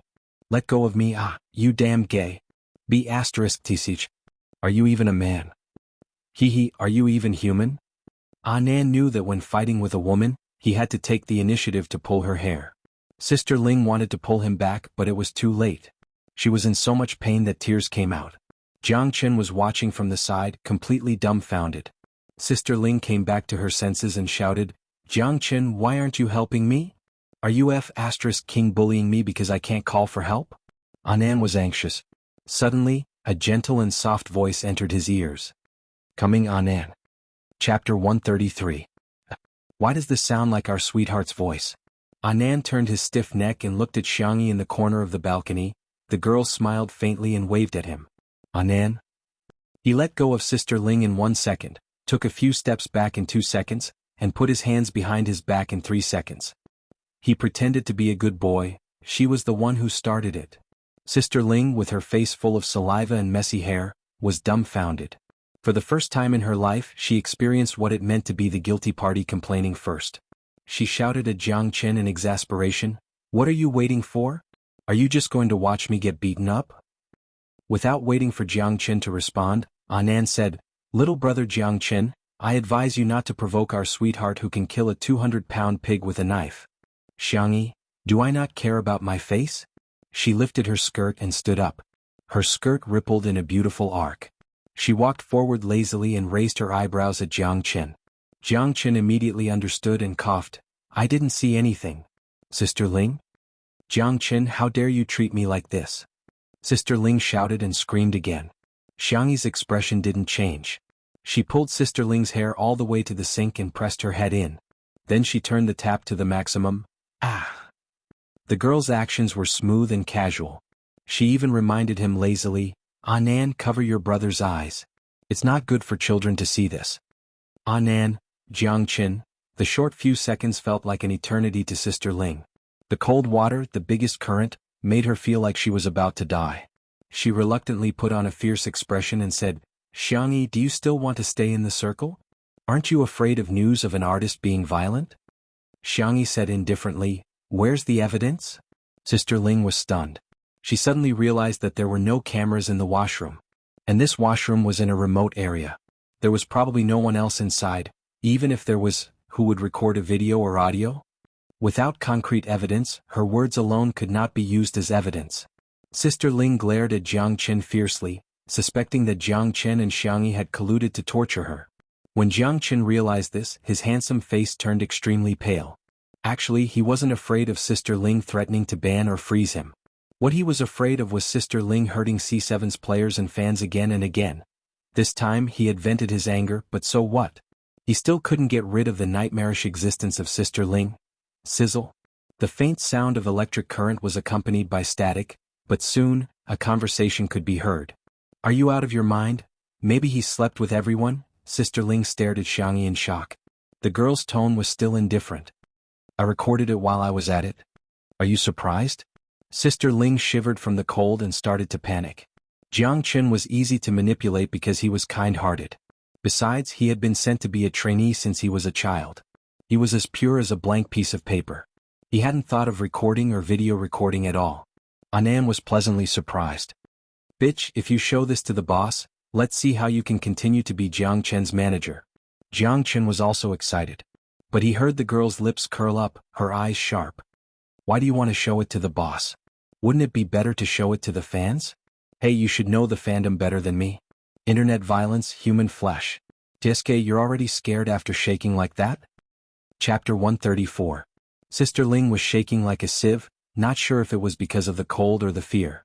Xianxia was still describing to her, if the fans knew that their favorite idol not only had to endure verbal abuse at all times, but he would also get beaten up at the slightest disagreement, how angry do you think they would be? Exclamation point.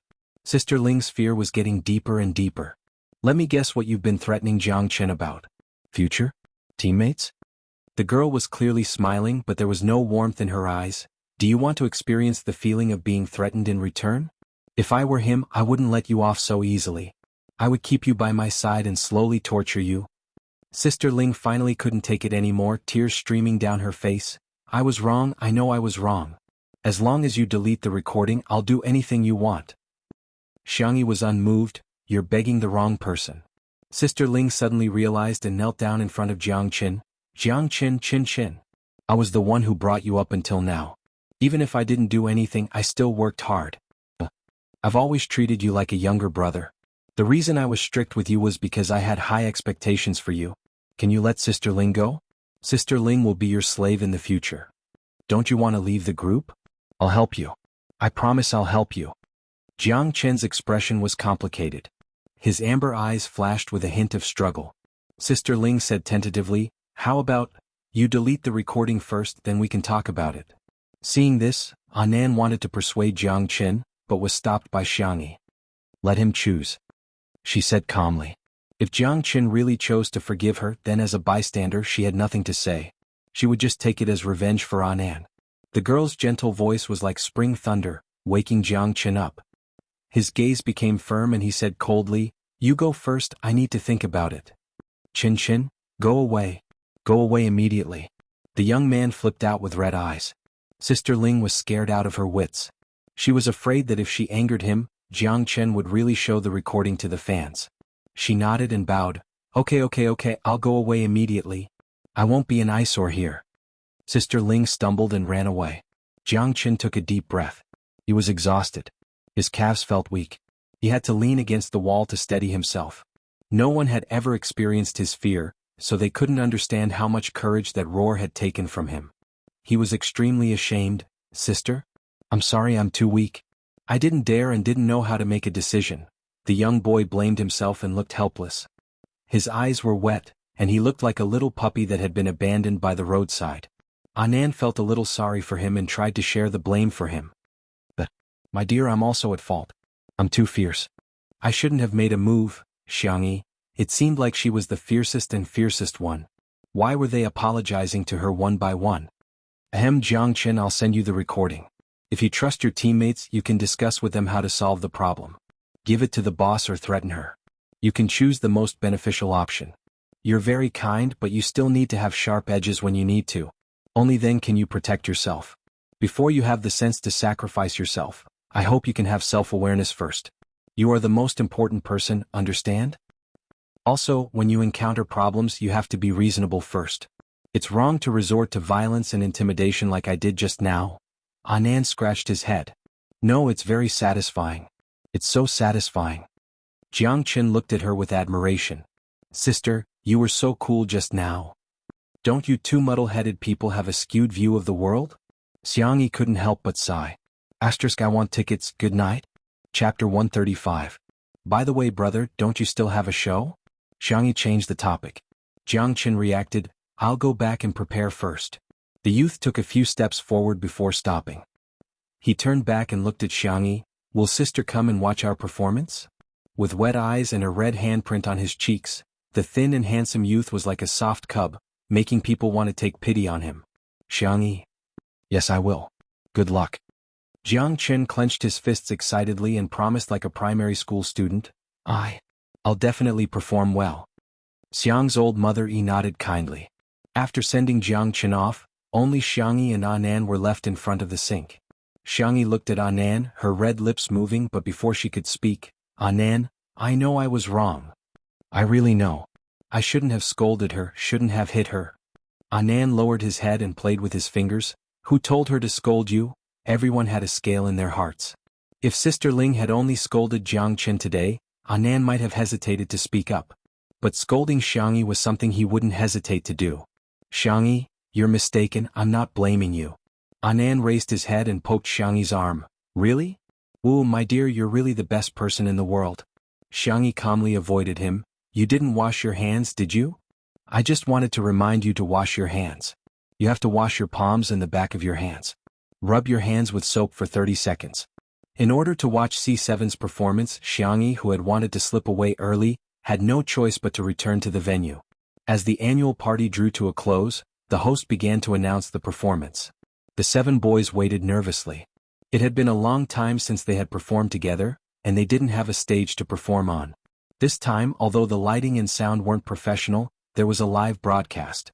As long as they performed well, they wouldn't let their fans down. At this moment, the host pressed on his headset and listened attentively for a few seconds before saying in a regretful tone, Sorry, due to a malfunction in the equipment, there's no way to perform the dance.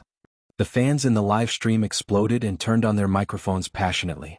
I've waited so long for this? Tomato Entertainment is trash. Can't bear to spend money on an annual gala? F***CK. Her mentality collapsed. Her brothers had prepared for this stage for a long time. Cry. The 7 boys froze on the spot as if they had been electrocuted. However, the host still tried to save the situation, but he said in a very flirtatious way, Why don't we send Jiangchen as our representative to perform a guitar performance? Everyone, what do you think? Instantly. Except for Jiangchen, the other 6 people looked toward Jiangchen at the same time. There were complaints, sadness, and even more disappointment. Jiangchen had put on a layer of foundation to cover the handprint on his face. At that moment, under the illumination of the gorgeous chandelier, he looked even paler. His lips moved as if he wanted to say something, but he was interrupted by the captain. Forget it. Shut up. We don't need your explanation. The others also avoided Jiangchen's gaze. At this moment, under such circumstances, they thought the company had colluded with Jiangchen long ago. First, a wave of fans, then such a flirtatious move. The fans were bound to tear into each other again. This was the value of their existence, right? They were just tools. Chapter 136. The fans in the live stream began to fight amongst themselves. Wow, is C7 having an internal conflict? It's obvious that our Xianxia is being isolated. This small group really doesn't know how to be grateful. What would they be without Xianxia? How dare they treat Xianxia like this? It's clearly Jianghu and the company working together to suppress the others. He used C7's popularity as a stepping stone, and now he's trying to distance himself from C7? After 3 years as a group fan, I'm really tired. Forget about the soul of the group, it's like a plate of loose sand now. Woo, our brother is about to cry and you're still yelling at him. Captain Bis. Wow, Jianghu is such a sissy. He's the most pretentious one in the whole team, right? Cry, cry, cry, all he knows is to cry. Disgusting. Jianghu instinctively wanted to escape, but he accidentally saw Xianxia in the crowd. He gritted his teeth and said, "Everyone calm down. I'll go confirm what's wrong with the equipment." The captain looked at him in surprise. Jianghu declined the host's invitation and ran to find the staff. Soon the results came out. It was worse than expected. It was the sound system. Without the sound system, there was no accompaniment. Seeing Jianghu so anxious that he was sweating profusely, the captain pursed his lips. "Hey, go solo by yourself. We're fine, we're used to it." It wasn't the first time he had been left out. Jianghu, who had always been a man of few words, expressed his thoughts firmly for the first time. "If we're going to do it together, we're a group. Even if we have to sing a cappella, I believe we can do it." The captain and the others were stunned. A cappella? The rapper in the team raised his hand. "I can do beatbox. If there's a rhythm, our dance can also be on point." "Yes, yes, yes, I can help with the harmony." The vocal director also stepped forward. Perhaps the stage effect would be poor, but they didn't want to give up. The host on stage was still making boring jokes, but the 7 boys below the stage were inexplicably ignited with fighting spirit. Suddenly, a gentle female voice sounded. "I heard there's a problem with the sound system. Do you need accompaniment?" Jianghu was pleasantly surprised. "Elder sister." The captain looked at Xianxia, speechless. He politely but tactfully said, "Sister Xianxia, I watched your live broadcast. The accompaniment of our song is modern pop music. I'm afraid it will be difficult to blend with traditional folk music." "Folk music?" Xianxia reacted. "You're talking about the Xianxia, right? But other than the Xianxia, my electric guitar is also passable." C7? From a 3-string song to a punk electric guitar, isn't the contrast a little too big? Xianxia smiled without saying anything. Hashtag you never know what skills a fast transmigrator who is bound to the nerve system has learned. Hashtag, shall we give it a try? The captain asked for everyone's opinion. Jianghu was just bragging to his elder sister. "I believe you, elder sister. Alright, let's give it a try. Since I'll be scolded no matter what, I might as well give it a try." Jianghu closed his eyes and started to play again. "My sister must be super cool when she plays the guitar." Everyone else, in the live stream, the fans were all confused. What's the vase fairy doing at C7? Shut up. Why are you calling her the vase fairy? Change it to the vase fairy. What kind of superstitious nickname is this? At this moment, the host spoke up. "Dear guests and viewers of the live stream, after coordination, C7 will be performing his masterpiece, Focus.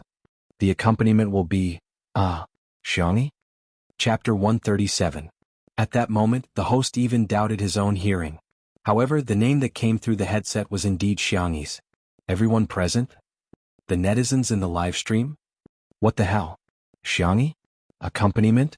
Can these 2 words be used together? Among the group of female celebrities, Lin Jia was dumbfounded. She looked like a silly girl with her glamorous persona, and the cameraman in charge of the live stream even gave her a close-up. Lin Jia's expression management has failed again. I have the same expression as this young lady in front of the screen. Xianxia? Is she the young lady who was praised by the folk music circle for playing the Xianxia some time ago? What folk music? When did the vase fairy learn folk music? What kind of talent does she have? Not everyone in the live stream had watched 2 Under One Roof, nor had they seen the video of Xianxia playing the Xianxia. In their perception of Xianxia, she was still a flower vase variety star. When they first heard that she was going to accompany the boy band, it was simply a fantasy. The netizens who knew that Xianxia could play the Xianxia were even more confused. "You're a folk musician, Yet you're going to accompany a modern dance group. Do you think this is child's play? Or did C7 change their program? Instead of singing and dancing, they're going to perform a group crosstalk? There were various opinions and speculations. The live stream of the annual gala was about to turn into a mystery and detective show. At the manor, Li Jinyu held his face in his hands and said, "Aya, our sister E is so good looking. Electric guitar? So punk." Shi Sui stroked Xiao Naofu and said indifferently, "You've got guts, huh?" Xiao Naofu felt that its beautiful fur was about to be stroked bald, and the little kitten's face was full of vicissitudes. Thinking of Xiangyi's tai chi and swordsmanship, Li Jinyu shuddered, but he still insisted, "Ahem, I'm older than her, what's wrong with calling her sister?" Shi Sui chuckled. Come, let me hold Xiao Naofu for a while." Li Jinyu took the soft kitten from him. Xiao Naofu felt as if he had been reborn, his eyes hazy with tears. This hoo-hoo is finally saved." Li Jinyu pouted and kissed Xiao Naofu's forehead. "Xiao Naofu. Ugly thing, your stubble pricked me. So soft. It smells so good." Li Jinyu seemed to have experienced the joy of Xiangyu's cat cuddling and revealed a wretched uncle smile. Hey. Little baby, don't be afraid, uncle will spoil you, Xiao Naofu. F***CKU. The comments were filled with laughter. Ha! Poor Xiao Naofu just escaped the wolf's den and entered the tiger's mouth. Schwa! At the venue of the annual party, the lights went off. When they came back on, 2 spotlights shone on C7 and Xiangyi. The 7 boys were already in formation. Xiangyi adjusted the loudspeaker and gestured in the direction of the lighting engineer. Everyone was puzzled, but they realized that the spotlight above her head had gone off. What the F***CK? Isn't the vase fairy trying to be in the limelight? Why didn't she turn off the lights? Is she trying to get everyone's attention on C7? That's unbelievable. She must be afraid that she'll embarrass herself if she plays too badly. I'll just quietly watch how she screws her brothers over. The little group has been completely abandoned this time. It's hopeless, they actually let a folk musician accompany them. The next second, the prelude of an electric guitar sounded. And the next second, F***CK. Chapter 138. The sharp but not ear-piercing sound of the electric guitar instantly captured everyone's ears. Everyone was surprised by the power of the accompaniment, but the sound of the electric guitar did not overwhelm the main theme. When the clear high-pitched vocal sounded, everyone's attention was focused on the 7 teenagers on the stage. Wow, we're here. C7's vocal was unique and outstanding. Among the male groups in the country, they were one of the top vocalists. Many netizens in the live stream sighed with emotion. Wow, this guy's singing is good. I'm not exaggerating, but I'm getting goosebumps. The long-awaited stage of the lead vocalist. Sob. Following that was the main song. After singing a few lines, the crowd then realized that if there was no song accompaniment and only a live performance, wouldn't all members of C7 be on mic? Without the mic on, it was equivalent to lip-syncing. The singer only needed to lip-sync. With the mic half on, there was the original singer in the accompaniment. The singer could conserve energy when singing. If they were out of breath or couldn't hit the high notes while dancing, the backing notes in the accompaniment could make up for the gaps and missing vocals. However, there was no original vocal accompaniment on C7 stage today. There was no harmony at all. But these 7 boys were all able to hold their own. As the formation changed, C7's dancers took turns to stand in the center position. Everyone had a part in the center position in front of the camera. Everyone's dance moves were clean and neat, and their focus on the camera was accurate. Even the management of their expressions was impeccable. Everybody focus on us. During the intense chorus, the electric guitar accompaniment was still superb and stable. The perfect balance of low, mid, and high frequencies immersed the audience in the atmosphere of the song. The rapper's beatbox and the lead vocalist's harmonies also joined in. At the same time, the 7 teenagers not only completed their singing and dancing in the high-intensity dance, but they also barely breathed. The fans in the live stream were so excited that they were about to lose their minds. It's our C7. Amazing, this small group is really the best in the country for idols. It's not just the best, it's the ceiling. They can perform so well on such a simple stage with all the mics on. Let's go, kids. Zai, fly bravely, we will follow you forever. F***CK, was the accompaniment really played by Xiangxia alone? That's amazing. She didn't even look at the score. The rapper's rap set the entire venue ablaze. The scene was completely hyped up. This song brought about too many surprises. When the last melody ended, just like how they had trained countless times, the 7 of them were in position. His chest heaved up and down violently. It was hard to tell whether he was exhausted or excited. Sweat dripped down from their cheeks, but no one bothered to wipe it off. Even the cameraman couldn't help but take a long close-up of them. A few seconds later, the 7 teenagers held hands and bowed towards the camera. They said in unison, "Thank you, everyone." What followed was an overwhelming amount of screams, cheers and whistles. Tears streaming down my cheeks, I still stubbornly believe that C7 has a team spirit. I've changed my opinion of the boy group. So they're this capable?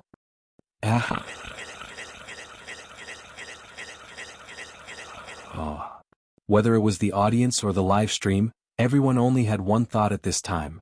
This was an explosive performance. Chapter 139. The lights in the room were turned on again, but the 7 teenagers in the crowd were the most dazzling and brilliant existences in the room. However, when the camera inadvertently cut to Xianxia, it happened to capture the girl looking at Jiangchen and the others with a faint smile.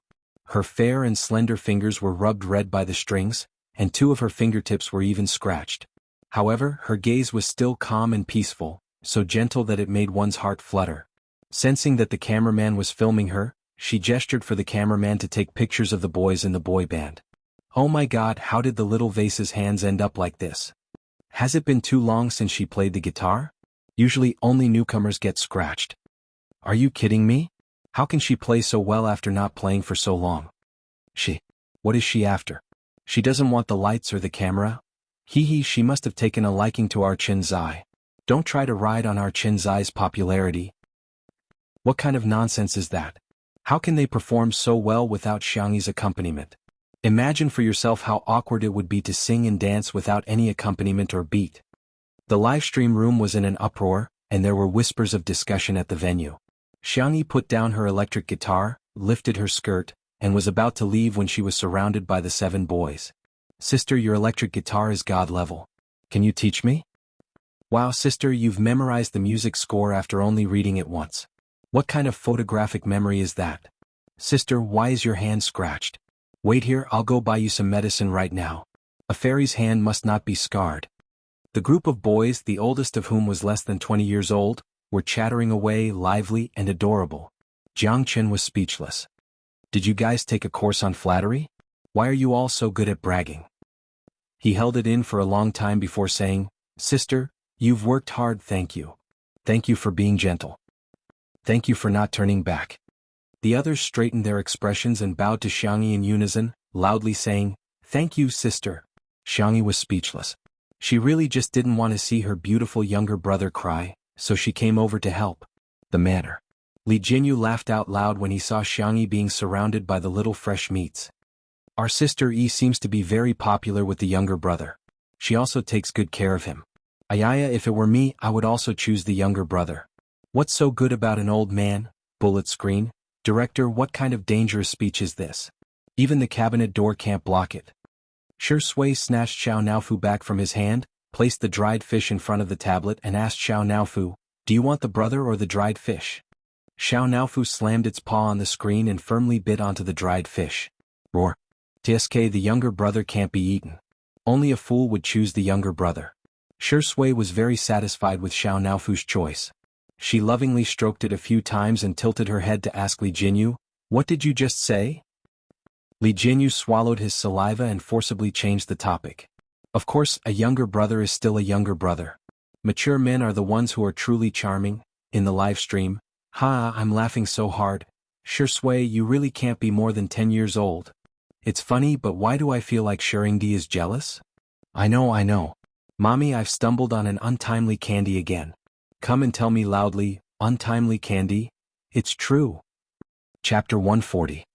Tomato Entertainment's annual gala ended with Big Boss bragging. In just over an hour, the number of views exceeded 20 million. There were more than a dozen hot searches and countless views. Hashtag Tomato Entertainment Red Carpet Show Hashtag Xianxia Sister Red Dress Shark Hashtag C7 Super Hot Mic Singing and Dancing Hashtag and other terms rushed to the top 5 hot searches. A fashion blogger posted on Weibo, Incredible V, Hashtag Tomato Entertainment Red Carpet Show Hashtag Here's a short review of what I think is good today.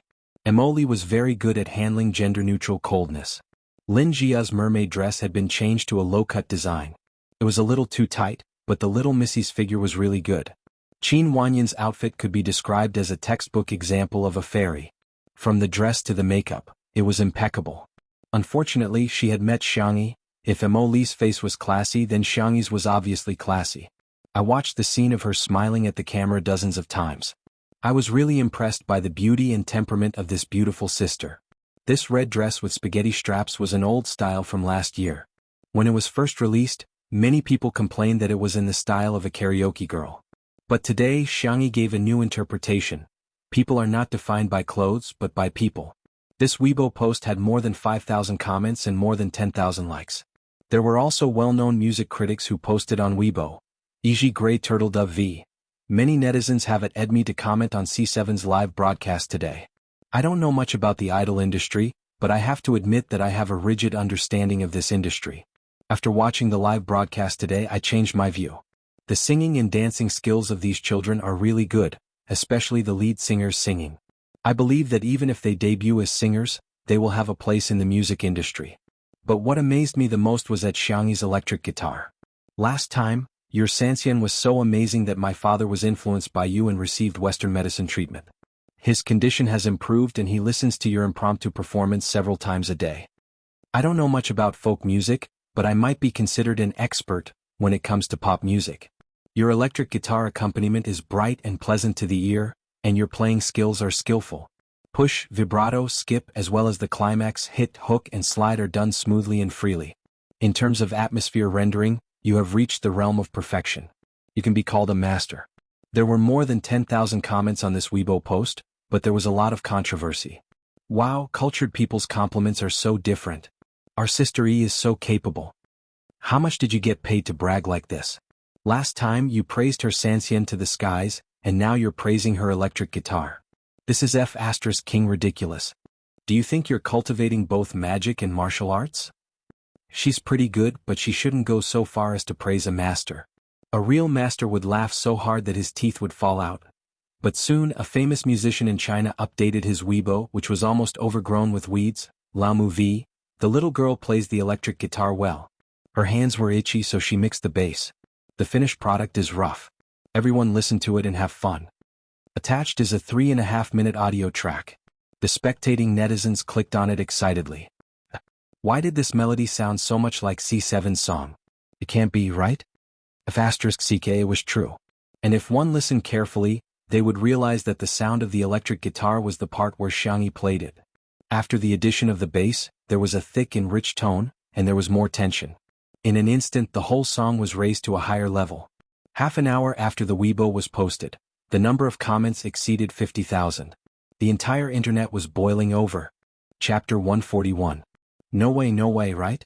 A member of the national team is playing a boy group's dance song? What the hell is this person famous? I've never heard of him. Where did he come from to support the vase fairy? There's actually someone who doesn't know old Moo? Question mark face. Have kindergarten kids started surfing the internet? Oh my god, old Moo. The record holder for the highest album sales in China, the record holder for the most number of people attending a concert in China, don't you think he's hot? Using hot to define teacher Moo is really insulting. Just buy a book on the history of modern Chinese music and you'll find that he's an immortal who occupies an entire chapter. He created a new genre, a new pattern and a new style of stage performance. Let's put it this way, C7 is the junior and teacher Moo is the ancestor, got it? The appearance of a big shot was shocking enough, but he was even playing a duet with someone else. C7's popularity soared, and the title track, Focus, swept through the top 3 of the major music charts with unstoppable momentum. The self-deprecating group of fans had truly broken out of the entertainment circle. There were also more people who recognized Xianxia's awesomeness. Xianxia, electric guitar, these two contrasting musical instruments, yet in her hands she was able to perform them to the best of her ability. Was incredible. At the manner. After watching the live broadcast, Li Jinyu was still a little unsatisfied. Sigh, the cameraman didn't even give Sister E more screen time. No, when Sister E comes back I'm going to give her more screen time. I'm going to make her look beautiful. Shi Sui leaned lazily on the sofa while Xiao Naofu imitated his movements.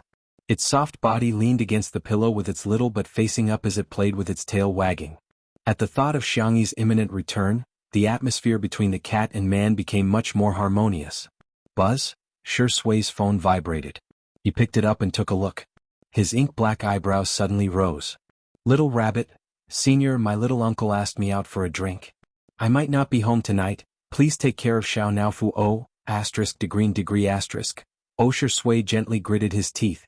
Taking his little niece out for a drink at night? Good. Very good. The netizens in the live streaming room noticed Sui's abnormality.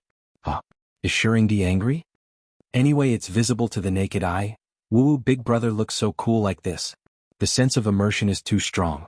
I feel like he's going to pin me against the wall in the next second. Stop talking, I'm starting to feel fetal movement. South City, at the entrance of a private bar. This bar was opened by a friend of Xiangfeng's. It was not open to the public. Basically, only people in their circle could enter. The privacy was excellent. Xiangyi opened WeChat. Just now, all the C7 brothers had added her as a friend and even created a small group. At this time, the group was at the top of the list. She clicked on it and saw that they were sharing screenshots of their Weibo fans. As they chatted, they even started a battle of emojis. She curled her lips, returned to the message board and made a voice call to her uncle. In the bar. Xiang Feng poured a glass of dark liquid for his third nephew, who had just returned to China, while answering a call from Xiangyi. Xiaoqi, try this 1982 red wine. What? Whose wine is bubbling? It's obviously cola. His sexy and gorgeous voice made one's ears go soft as soon as he opened his mouth. His burgundy shirt and tie had long been pulled to one side. The shirt was unbuttoned, accentuating his cold, fair and attractive collarbones. Little Xiangyi, just come in, we're right here at the bar. Xiangqi looked up and swept his sharp gaze over. Why did you call her here? He said coldly, what a bummer. Good night. Let me explain. When I say good night, it means that I've finished updating in the wee hours. The next update will be between 9 p.m. and 12 p.m. When I say good night, it'll be over. Thank you for your patience and love.